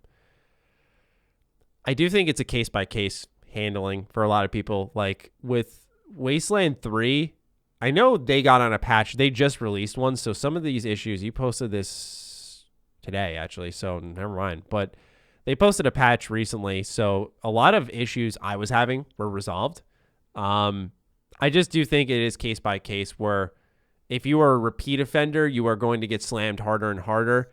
If the expectations are high and you come out and you're flat, you're going to get hit hard. But if you are like in Exile, which is a team that's clearly very ambitious and makes a very particular style of game, and especially with the amount of end states in that game, like it's ridiculous. I just feel like there is some leeway there versus Anthem with its budget and its time that EA had given BioWare that it came out the way it did. Like, I don't know. I just feel it's case by case. That's just me, though. Maybe it should just be same treatment for all. It's also what they attempt to do. Yeah, true. Anthem attempted to do absolutely nothing of any kind. Like, there was nothing in Anthem, unless we would have a long talk. I don't think there's anything in Anthem you could say was new or attempted that was new, or did really anything crazy. Wasteland 3, probably the same way, but it had a lot of options and a lot of shit going on, so bugs, can crop up. I agree with you, Maddie. If I didn't have the bugs, I can only say what I did have, and I just didn't have very many bugs in that game. Nowhere near what I expected from them. And I had the same experience with Bard's Tale 4. I didn't have a lot of bugs, but a lot of people afterwards did, and they got on me. They were like, man, blah, blah, blah. And I'm like, listen, you're 75 people coming at me. I just had my experience. Yeah, that's what I always say. And by the way, if you ask those 75, if they all had the exact same bugs in the exact same place, no. In fact, one was, I had a bug here. Well, I didn't. Well, guess what? You just mimicked what you guys are coming at me for. So it's a big game. Shit. It is. And I agree with you. Companies, like if it's not BioWare, like they're not getting billions of dollars. They did get money from Microsoft, but I can guarantee you it wasn't Anthem money. No, definitely not. Small nation. Voice actor money. Mm-hmm. Thank Dustin, God. how about you? I don't know. I think Karak's right though, that they were very ambitious at a much smaller budget. So, and it's a thing that I think that even though Wasteland 3 is probably the most successful game yet, it's still a niche title overall. It is, yeah, and sure. so people like to shoot down people that are sky high and, in the mainstream. Yeah. And because of that, that's why, is that there's just simply not, while there is, I would say, a decent conversation going on about this game. It's not mainstream. Like, you're not going to go to a family reunion and your little cousin asks you about Wasteland 3. Maybe if he's an RPG player, but most likely not. He's still playing Fortnite. So yeah, agreed. Question 3, say Avowed does exceedingly well. Do you think it will quell the excitement for Elder Scrolls and push Bethesda out of the equation? No. If anything, it puts more eyes on Elder Scrolls. Because people are like, Obsidian's AAA fantasy RPG set in the Pillars universe. Gotcha. Oh, right. Yeah. I think it has a lot of potential, but I don't. The thing with Obsidian is Obsidian fans get really, like, I get ahead, but like they put like the cart 18 feet ahead of the horse and then some. A lot of people are already like saying how amazing Avowed could be. I'm just like, hold up. Like Obsidian, it's exciting at the potential, but you got to think, like, put yourself in their shoes. Like, they think about these things constantly, but for so long, these types of games were just not possible for them, like with the money that was required. So it was always just a idea. It's not until you're actually there and you're like, okay, how do we use all of these resources now and use them smart, like in a smart way? Because you look at games like Vampire, which was an RPG that I think used its budget perfectly. I think its combat was just right. Like, it wasn't the superstar, but it was just right, good enough. It felt good dodging, but you could see most of its resources went to choices and dialogue. Yeah. And then like the investigation, all that stuff. And that's smart uses of your resources. So I think it boils down to the team. Way off track there on that one, though. I apologize. Dustin, is Bethesda out of the equation? Bethesda's, I think, in a weird spot right now because people keep releasing games that are better than Skyrim that are made years later. Like, that's people were like, man, Witcher 3 was so much better than Skyrim and stuff like that. I'm like, it was made so much later. Like, right. I do feel like the bar has been raised clearly. So I don't know. I mean, it's not going to push them out of the equation. I think we're seeing, sorry, my thoughts on this are all mixed up. Like, obviously Bethesda set the bar initially, and then with Fallout 4, while they made a really great game, it wasn't the groundbreaking game that Skyrim or Oblivion or Fallout 3 was. So I don't know. Maybe I think that Bethesda will at least probably make a pretty good game, at least. Obviously the waters are muddied now with Fallout 76. But the thing about 76, they pulled a bait and switch that they shouldn't have done, is that the main team didn't make that game, and then they tried to sell it like it was them, and then it was bad. And so I was surprised. I'll be honest. I had like a little quiet prediction of myself. I thought Todd Howard would end up leaving with what happened with 76 and just making his own small team or something. The reason I say that, and I know it sounds crazy, but the reason I say that is because they clearly used him for blatant marketing. You know what I'm saying? Oh, yeah. And not that he's like a victim in this case, by the way. I'm not saying it like that, but to kind of take what they did to the Maryland reputation that was built and fucking like destroy it in a sense. Not that Maryland had nothing to do with it, but like, I don't know. I just, in my head, I'm like, I could totally see this happening. Like almost a Kojima, like, I'm out, fuck this. And like, that would be insane if Todd Howard ever left BGS, like him doing his own thing. Because that's the thing, he carries a lot of power. I'd be hyped to see that, but I'm very surprised that not very surprised. Just I thought there was a possibility there. That E3, I was actually at that event, the one where they did the full thing on Fallout 76, and they had him walk out, and they had like a light shining from behind him, like he was like this fucking rock star walking out, which everyone there was like going nuts and loved it. Yeah. It's so funny though, looking back, like go look at that E3 now and how they introduced him.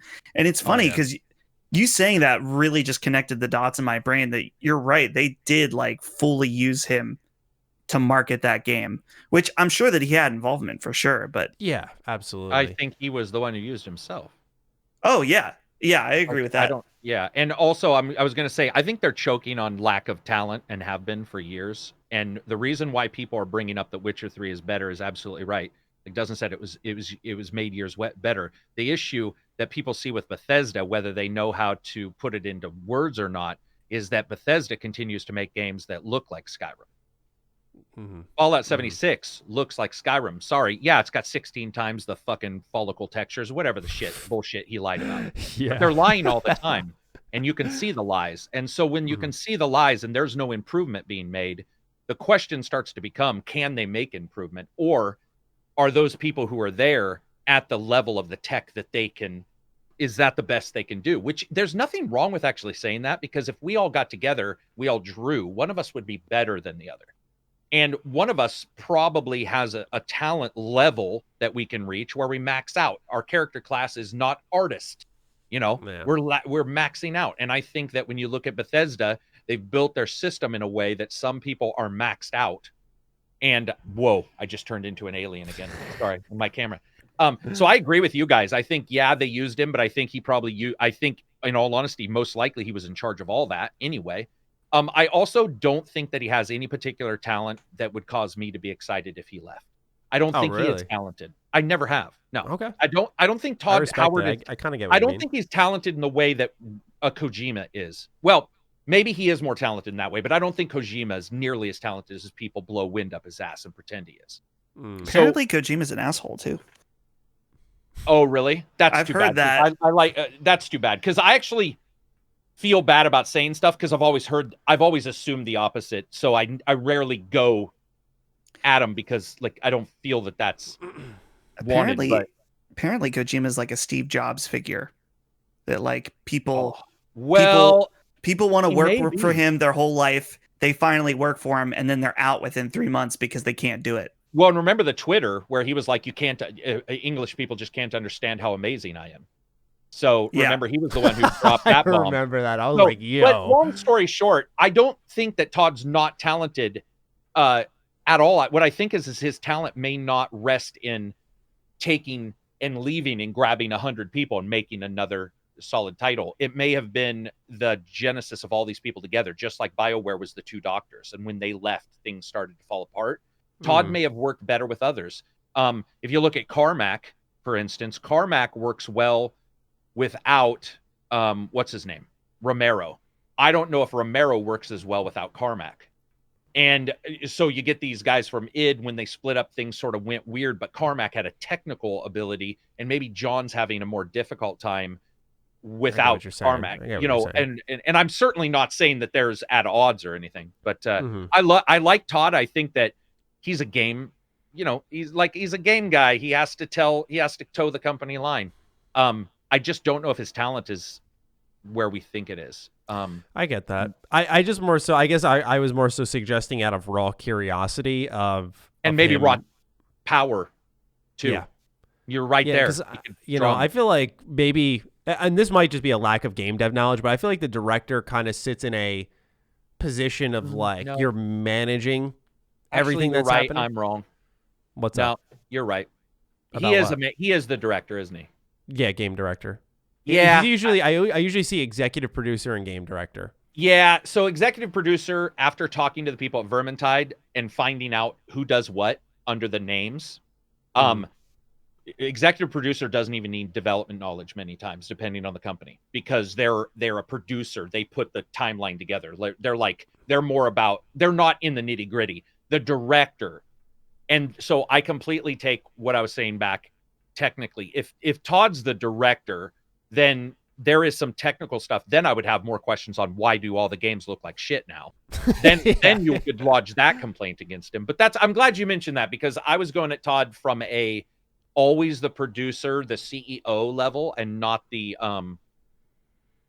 Yeah, let me verify. Just, you know, I'm pretty confident his position was always different depending on the game. Yeah, let's see here. Okay, we'll start with Morrowind. He was project leader. Oh, that's definitely in the trenches then. Executive producer for Oblivion. Game director for 3 and Skyrim. Mm-hmm. Director for 4. Executive producer for 76. Okay. So it seems like 76 he was in on a managing level. Yeah. I take it back then. I would say he probably is, then you can talk I guess to him you about could the say tech. out of that list, Fallout 4 might be the one where he directed and misfired a little. Misfired. Yeah. Yeah, that's I'm glad you told me that, because I've always viewed him as more of a, and me, I've always got a bee in my bonnet towards Bethesda. Him and Pete No, Hines. there's nothing wrong with that. That's good. But That's you fine. know me, I every time Pete Hines would talk on Twitter, I'd be like, I just really want to karate chop you right now. You're not alone on that. But it's gone away. I did a video on Starfield about 2 weeks ago talking about what Pete Hines said about Starfield, how they're still many years off. And he said in the quote, literally verbatim, I don't know what you want from me. He got very defensive all of a sudden. And people in the comments are like, what the fuck, dude? We're just asking about the game. No one's coming at you. As far, right. In that interview scene, by the way, there was no one making a run at him. So you're definitely not alone on whoa, just. It's sometimes when Randy Pitchford talks, I think Randy thinks it's a fist fight before it's a fist fight. And people come at him both legitimately and non-legitimately. But now Randy drops into a kata like he's doing kung fu prior to the discussion even happening. And you're like, dude, we can't talk if you're, and I'm that aggressive at times. So I know where he's coming from, where if a conversation comes at the wrong time, you're like, bitch, I'm ready. And they're like, ready for what? We want to know what the polygons per second are, man. Calm down. So yeah, I get it. I'm glad you told me about Todd though. That makes more sense, I guess. More to my point, I just think it'd be interesting to see him venture out on his own. I don't know if he would, because he's probably making, the Bethesda bucks, so to speak. He's well, maybe that makes him more likely when he's got a nest egg too. Does he live well? I mean, I know this is not something you should care about. Does he have Knox style of houses, like the guy who made, or whatever his name is, who made fucking Minecraft? Does he have candy dispensers in his house? He doesn't have a social media presence at all. So oh, okay. Yeah, so we don't. He just quietly lives his life, man, which, good for him. I think it's good that he's in his own little bubble. What if you find out Todd Howard comes home, takes off his leather jacket, fucking puts a beanie on, sits, eats some pizza in a 1-bedroom apartment, lives frugally and shit. I'd respect that. So would I. No, that's where I was going with this. It's that'd be amazing if he was just he's checking on Discord with his people. He's like, man, I don't know why they don't like me. What are we playing tonight, boys? Yeah, they're like, what are you eating? He's like, remember the day before yesterday when I got that pepperoni pizza? I'm still just finishing that up. Odd, man. You got the money, get another pizza. He's like, I'd rather save. Are you looking it up, Dustin? I was looking for his net worth, and I don't know if these have any accuracy. This one says 10 million. This one says 15 million.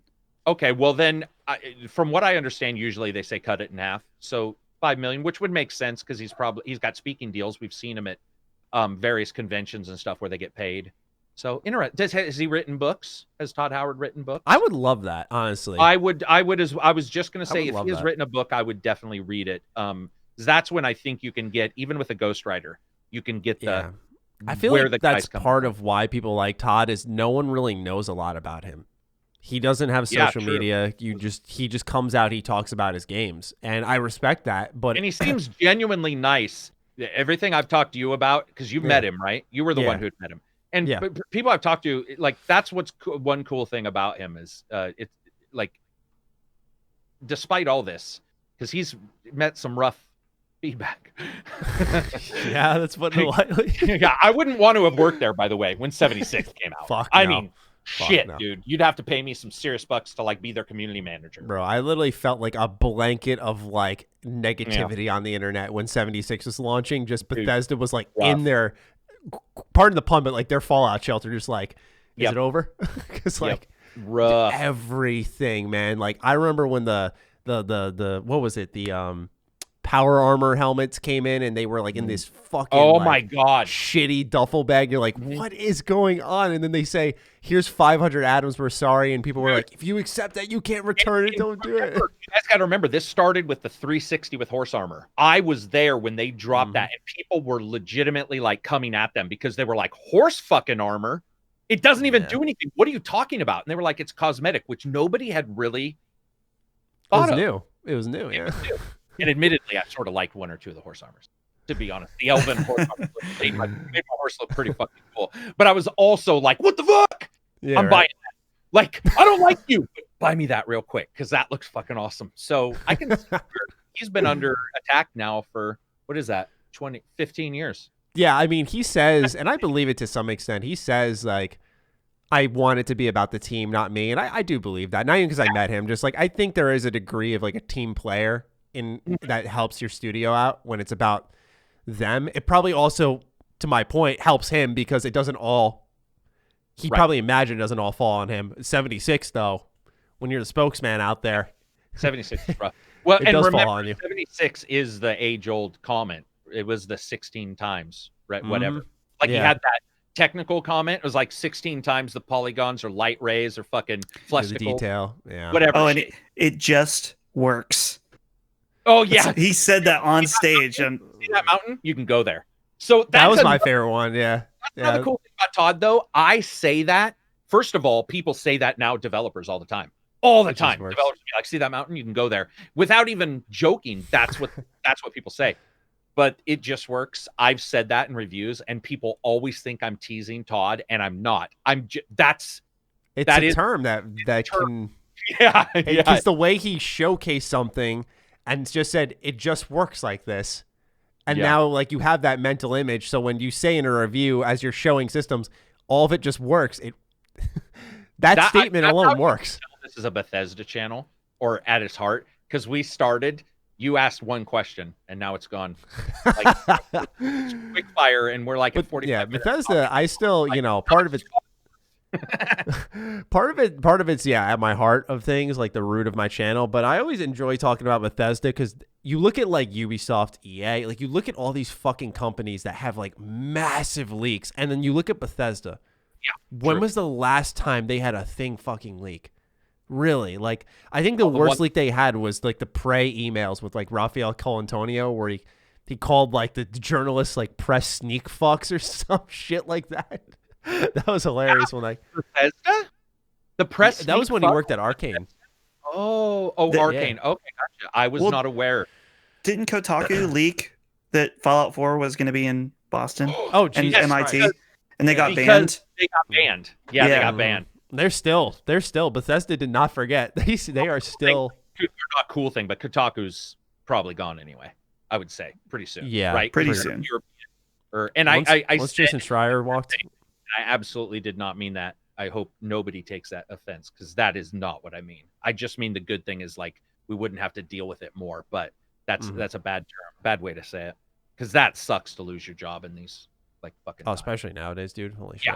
Yeah, and especially, I don't really have any issues with Kotaku. I don't use them because I don't like their setup, their page look, and everything. But Jason and then a couple people who now have moved, some are still there. Some of the stuff that they broke has been quite useful. So, yeah, I don't know. There are websites like I don't use video games 24/7 that much ever since like that Shirley Curry thing where they like broke a story in like defense of her when she wasn't offended, and then like people were like, change it please. She like specifically requested to change it, and they just like didn't.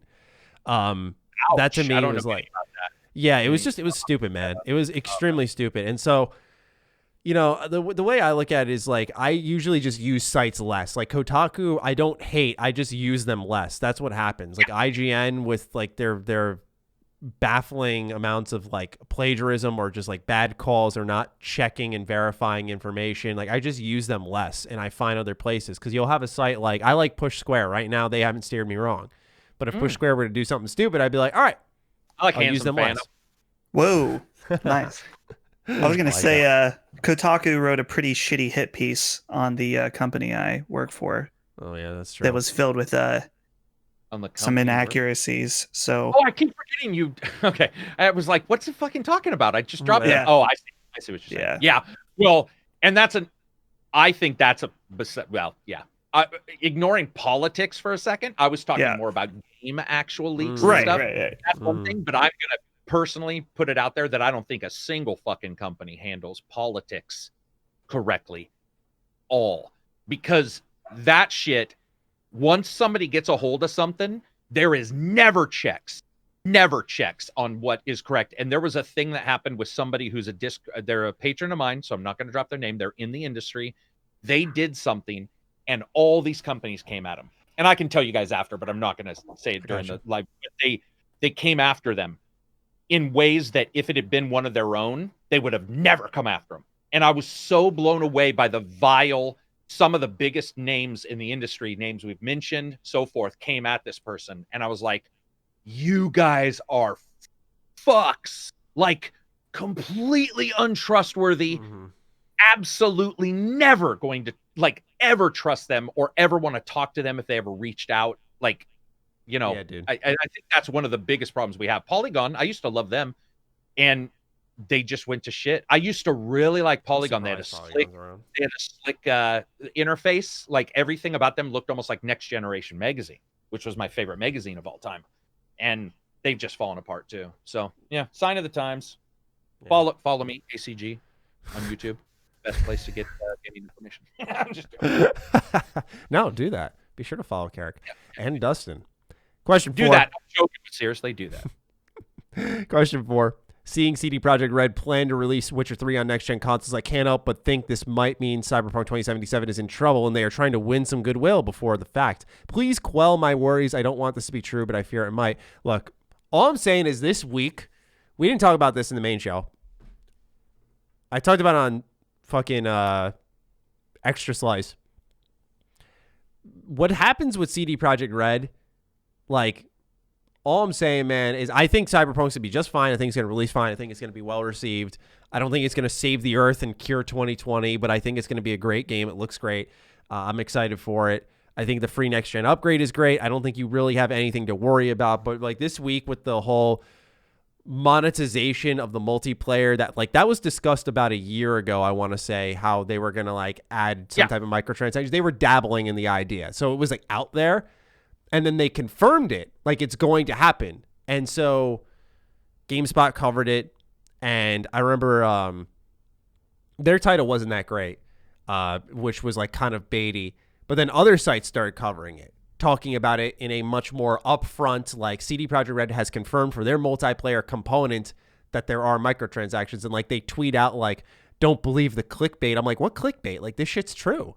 And all I'm saying is like, what happened with CD Projekt Red this past week is like a product of what happens when like you build these companies, which none should be, up on these pedestals.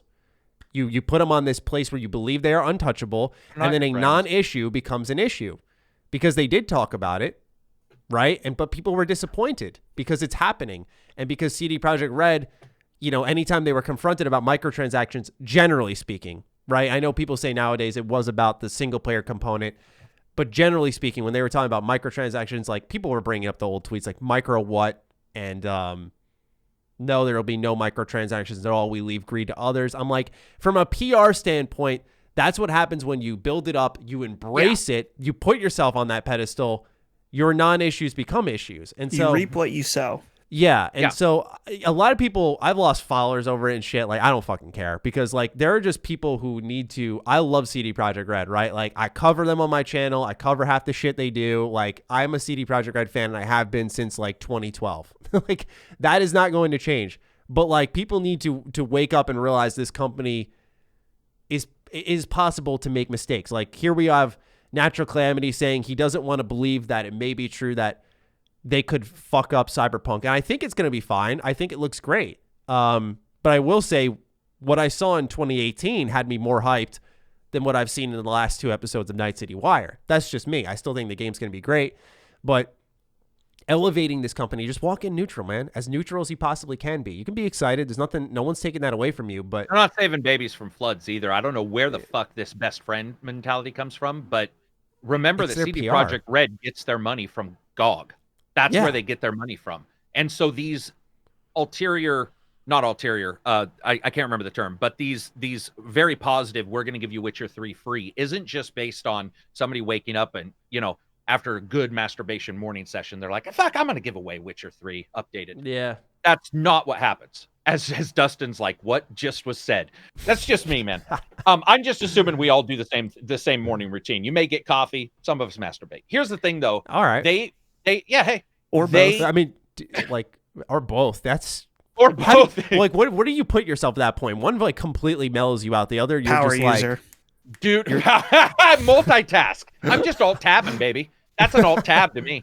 But here's the thing. They I don't think it was some amazing move. They looked at things and said, this is what we want to do. They have the money to do it. I agree with you, because I just used your example actually in my podcast, where I was like, well, Matty has talked about his experience. Skill Up talked about his, both with hands-on, right? With this. Plus, we're seeing a lot of people say, hey, the up-close combat isn't the greatest, blah, blah, blah. Remembering Witcher 3's combat was not great day one. In fact, they patched the entire control scheme.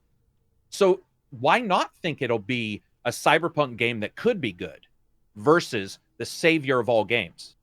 yeah.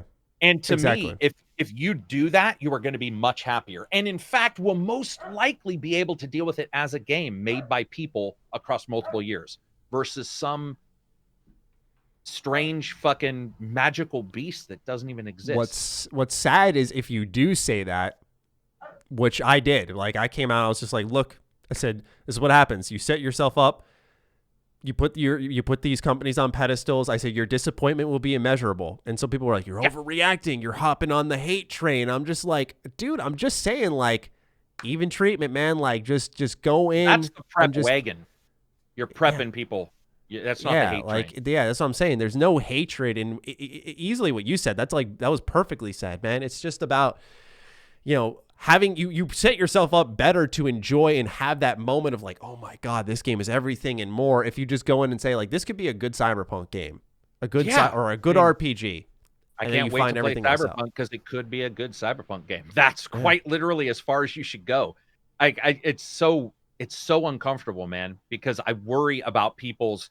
It's almost like when we see the overreaction for streamers, where somebody's like, oh my God, I got a new stylus. It's the best thing. And they're crying all of a sudden. And you're like, you cry over that? Dude, I had to fucking bury a dog. Like, what kind of world are you living in where that is causing you to cry? And admittedly, I teased Mallory when she was on the show. Remember the chick from Discord? Because I didn't know she was the one crying about Animal Planet or Animal whatever Crossing. And somehow I dropped a joke about people crying about Animal Crossing, and it was her. But this overreaction shit, man, step away. Step away, and it'll also help you enjoy lesser games, which I'm going to tell you guys right now, a lot of people I think expect every game to be Witcher 3 or whatever. Well, guess what? You missed Greedfall, and that's on you. And like, people need to step back, little less emotion. Bang, bang, bang, bang. Yeah, step back, throw a couple shots, take out the 10-year-old. I'm just saying. Damn. All right, we're nearing the end here. Paco Luigi writes in, says, ya, que pasa? Rather than a question, I just wanted to share the comfort y'all bring me when I listen to the podcast. A lot of shit going on in the world, but feeling more tight-knit in this little community we got going on here. Good way to unwind. Hashtag not pay. Hashtag I pay them. Shout out to Karak's Discord too. Once again, thank you for joining, Dustin. You bring a lot to the table here. You're well on your way, good Syrah. Paco, the Mex-Italian stallion, also secretly Irish. It was then that I carried you, as Jesus said. We carry you upon our backs when you're having troubled times. You always know the right thing to say, man. I have a lot of Jesus references for somebody who doesn't believe, like, never went to church. I went to church one time and tried to date pastor's daughter. Now that I think about it. Yeah, Damn. that's a rough story. I just am fucking having a flashback of the one time. Anyway, but long story short, like, I do for some reason. I don't know why. I have a lot of weird religious. They're good sayings though. When you think about it, Bible's filled with some amazing sayings, like some harsh shit. I like it. And Paco is pretty fucking cool. I've dealt with him a couple times. A really nice guy. Mm-hmm. Like, he's almost everybody in all of our Discords is really cool. It's very like I'm sure it's the pay, that they have to pay to get in. For sure. You get people who give a fuck. Stain. Yeah, and you get the good people in, but if he thinks we lead them to like having a good time, you have no clue how good it is to jump into a Discord and have everybody like be cool. Yeah, man, that's the thing. It's just so simple. It's like hopping in and just being able to talk and not have to like over explain yourself or just it's chat. The greatest thing in the world, man. Like Discord, I mean, what is Slack, right? Dustin uses Slack. I'm assuming it's the same thing. but that ability to jump in with a group is fucking awesome. Like, especially now when you can't see people in real life. Yeah. 2 more questions to go. Number 1 from Destroy the Grave. How much protein powder do you have to consume? Wait, hold on. I'm ready. Adam, there's an English error here. He says, I'll read it verbatim and we can figure it out. How much protein powder do you have to consume maul a brown bear? Asking for a friend. I think 2 maul a brown bear. So how much protein powder do you have to have in your body to be like, I'm going to fuck up this bear? For me, 0, because I can't stand protein powder taste. Oh, really? Like in drinks. Now, okay, I'm gonna protein drinks. I gotta switch this conversation just a tiny bit. So I've been really all about energy drinks lately, and I've found that unfortunately I really like the G Fuel that they have in cans, which I'm like, of course I would like the gamer fuel. I'm like, this is targeted at me, and it fucking worked. Not that I'm like, oh, it makes me have better, hand-eye coordination. Good. I just like the way it tastes, and it gives me energy. So I was like, man, I'm spending a lot of money on energy drinks. I bought one of the tubs of the powder. So I'm going to say maybe once I have all that G Fuel powder, I'll be ready to fuck up a bear instead of the protein powder. Because protein powder, I mean, it's not going to... just going to make you, potentially gain more muscle. It's not going to give you energy. I mean, it'll make you not hungry, I guess. You know what I mean?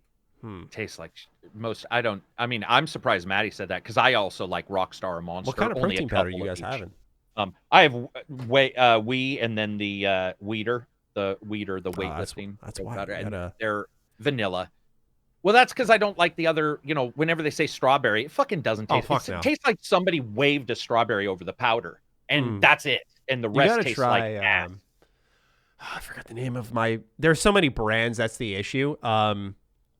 But like, there are some really good flavors out there. Like, I used to be a cookies and cream guy. Now I'm a peanut butter cookie guy. And it tastes... peanut butter stuff is pretty good. Usually. Tastes just like peanut butter. It's like a sweet peanut butter. It's really good. It's like... and you're mixing it with milk or ice and water? I used to do water when I first started going to the gym, because I didn't know that if you're a skinny boy, you should probably be doing milk to, get a little more meat on your bones. So that's worked over the past year. I've gained like 15 pounds. But yeah, I thoroughly enjoy protein drinks. I usually have one like every day, even if I'm not exercising, just for protein intake.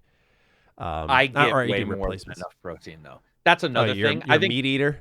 Dude, I'm lifting weights all the time, but I got to tell you, I'm eating it's unrealistic, the amount of meat I eat. Yeah, I'm good. It's like a couple days ago, we looked at one day, and we were like, damn, son. Because I get all my tests, and I'm always checking for colon cancer, because it's in my family.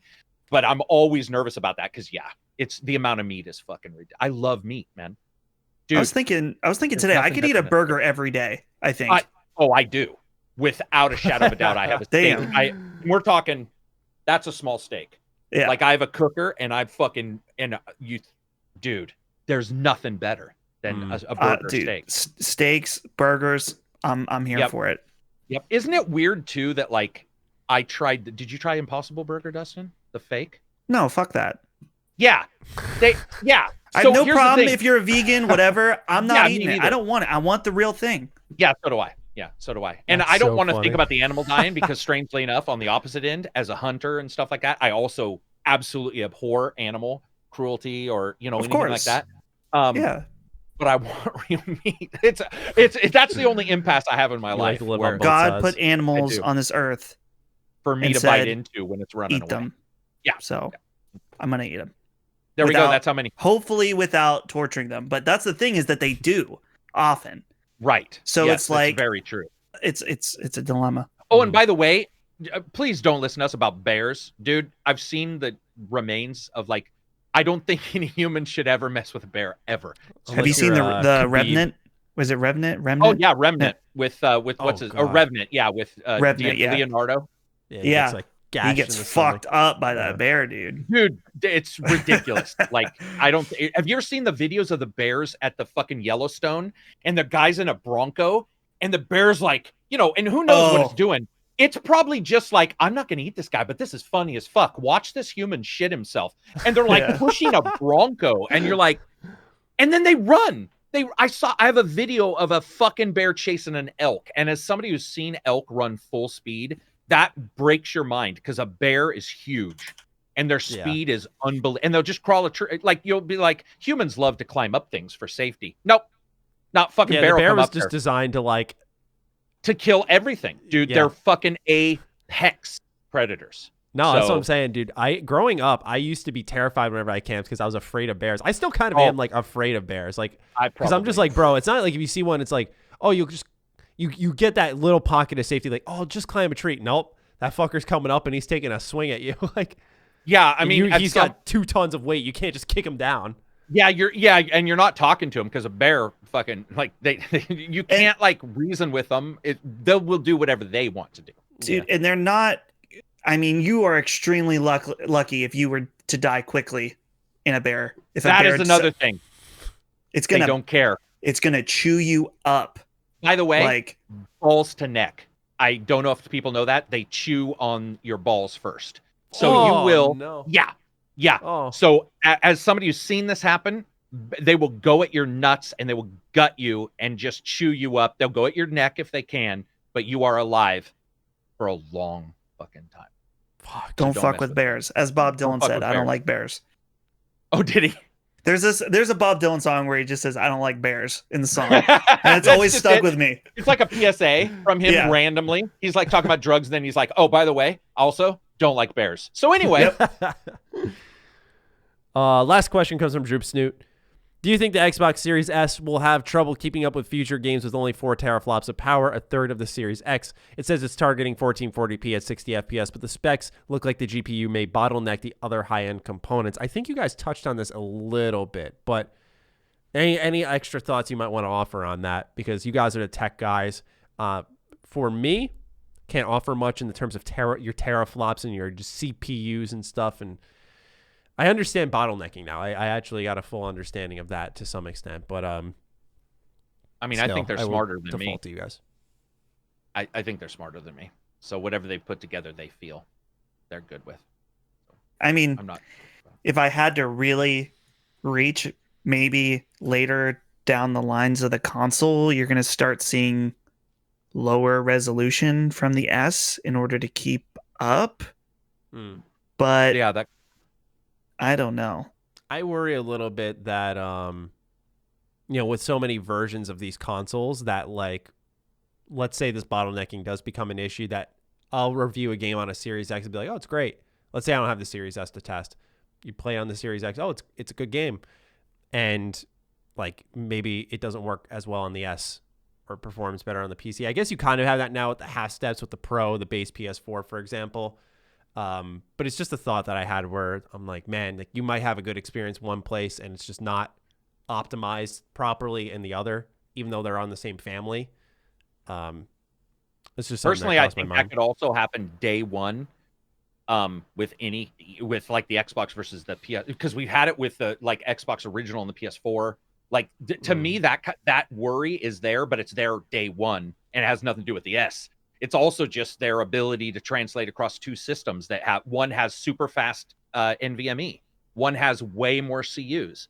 And now, so you've already got that. That's another thing. People were like, oh, the S is less powerful than the X. And I'm like, you do realize that in pure power, the Series X is more powerful than the PS5. Will that make a huge difference? Well, we don't know. I would say that I think the companies most likely are pretty smart and they can balance for 2 systems if they've been balancing for 22 on PC, which is what Robert Bowling or whatever said from Call of Duty. And so did the Battlefront guy. Both of those guys were like, if you're bitching, you have never made a multi-platform game. Like, yes, the big worry I think a lot of people have that's legitimate is worrying that the S will be the target. However, the reason why Microsoft made sure it was an RNDA 2 with ray tracing is so that the target was easier to translate to the higher systems. So if this was the S that we have now, you'd be in deep shit in 3 years because they're not even the same. Their entire core is not the same. But I think the way they've done it, which is sort of like the S will be petered out. I think we can all agree the original S will be petered out at some point. And the this Series X Series S will sort of be the thing that they aim for, which will also suck though. Whoa, dude, again, that's something I mentioned in my episode of Side Quest that I said is an interesting situation. We have this cross-gen period of the next year or 2 years at max, hopefully, where you have Xbox One S and the original, since they're kind of on the same playing field. I know one is slightly more powerful, but they don't develop for it. So Xbox One S, Xbox One X, Series S, and Series X, those are all different, specs. So if you're a game developer, if you're developing exclusively for Xbox and you want to have a cross-gen game, you have 4 SKUs to develop for. And if you're also doing a cross-gen game with PlayStation, then you have PS4, PS4 Pro, and PS5 on top of that. So 4, 5, 6, 7. You have 7 SKUs, and if you want to add PC in there, you have 8. So luckily, this is a temporary thing while we're in this cross-gen period, but that's a lot. I mean, I know that if you're working on Battlefield, then you have quite a team to make 8 slightly different versions of your game, but seems like a lot to me. What he meant was the consoles aren't necessarily alternative SKUs. So PC currently, from what I know, about 180 SKUs are tested on some of the larger PC games. And because you have to understand, some have NVMe as their main, some have a SSD, some have a 72, some have 54, then you have 50 different cards. So that's already there. What I think Robert might have been saying is, listen, we know that all S's are the same. And we know that all Series S's are the same. And we know that all PS5s are the same and PS4s are the same. That is much easier to aim for. Additionally, I was not aware of this. Xbox and PS5, their hardware tools for adjusting per console are now built into the SDK. So if you make an X game, you can push a button and it quite literally pretends it's an S. And that's been happening since this gen with the X. That was built in with the Xbox X. So my assumption is they probably have some fairly robust tools. Not perfect. There's never perfect. You have to go in and adjust. But I agree. I think the SKUs, it obviously, it does take more time and money, but I didn't realize that both PS5 and Xbox have a name. I can't remember what it is, but both of them have a name for their tools. And these tools read out FPS. They have push button to mimic each of the systems in their development tool. So I think that might help a bit. But yeah, it'll be weird in 2 years. Who knows? Because a Pro is the same thing. PS4 Pro. It's weird because they're selling these, right? Like, they're not stopping. If they said, don't buy the PS4 Pro today because the 5's coming out, I would be okay with that. Right? Because right now they're like dropping prices on some of these. And you're like, but dude, you're not going to be making games for that in a year. Same with Xbox. But instead, both companies are like, nah, feel free to still buy them. Which, admittedly, we understand why they're doing that. Yeah. But at the same time, it is weird. Because, those are going away. I mean, it's not like PC, by the way. Those don't go away. That's another thing people don't remember. You can hold on to an old PC for maybe 6 to 8 years until the instruction set is no longer in DirectX. And then your PC's instruction set cannot run on that CPU. But we have people running ancient 960s, video cards. That's way older than some of the consoles. So there's a lot. It'll be awesome from a tech side, but I think it'll be cumbersome for devs. It'll be different. Yeah. All right. That is all the questions we have. A 3+ hour show in the books. We hope you guys who are listening enjoyed.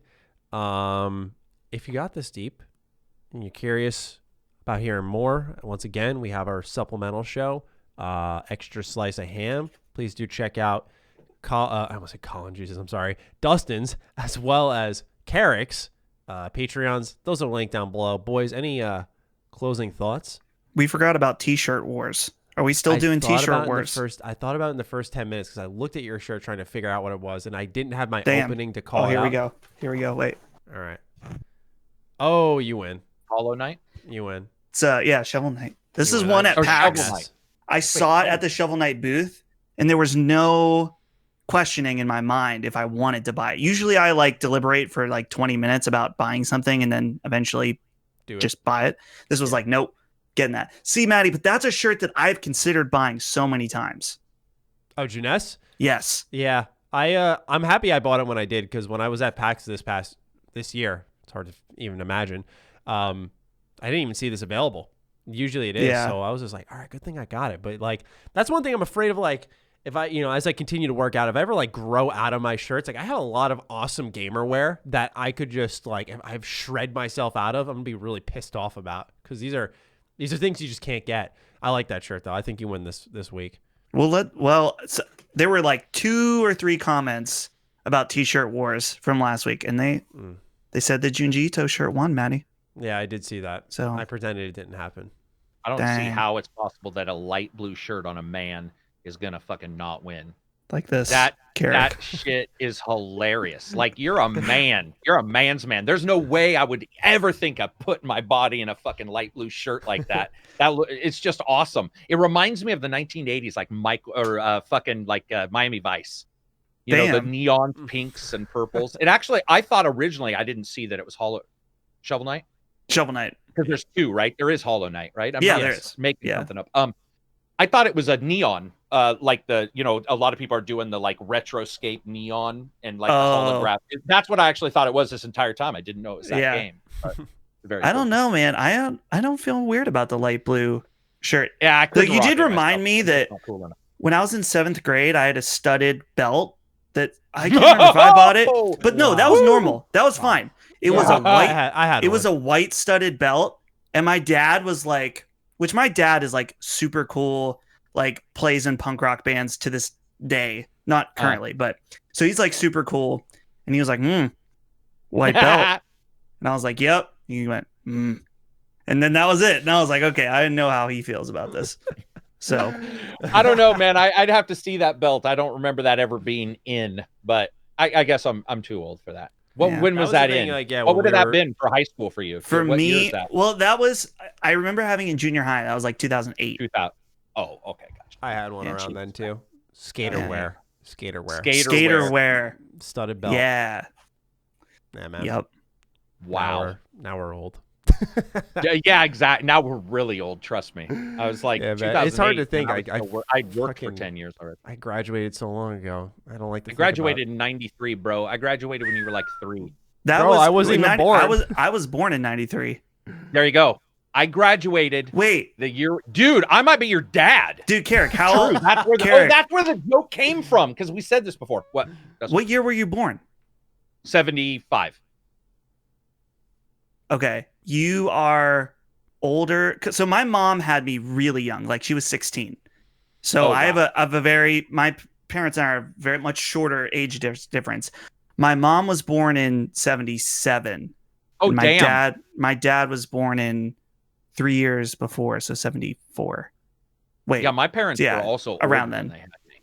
Yeah. I think they were in their 30s. I think they both had a kid. Yeah, they both had kids prior to me. But then they got together and they formed fucking Voltron. They got together and they formed the best kid ever. No, seriously, I used to joke with my mom. I'm like, you had my older brother and my dad had another older brother, and you both thought it was a good idea to try again, and you got me? Like, what the fuck?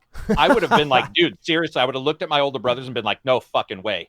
Like, no way. I'm getting my tubes tied right away, but instead they tried one more time. Utter failure. Thanks, Mom. Thanks, Dad. I'm just joking. They love me. Oh, all hey, right. We need a hashtag. Yeah. Hashtag Papa Karak. Yeah, since you said that you could be my dad. Yeah, so there we go. Well, technically I could. Yeah, it's like, it literally works out. Yeah. All right. Hashtag Papa Karak, whether you want to tag us on Twitter, you want to send it in the comment section, whatever is convenient for you guys. We're good with it. We hope you enjoyed this week's episode, and we will catch you guys in next week for episode 270. All right. Peace out. Peace out. See ya.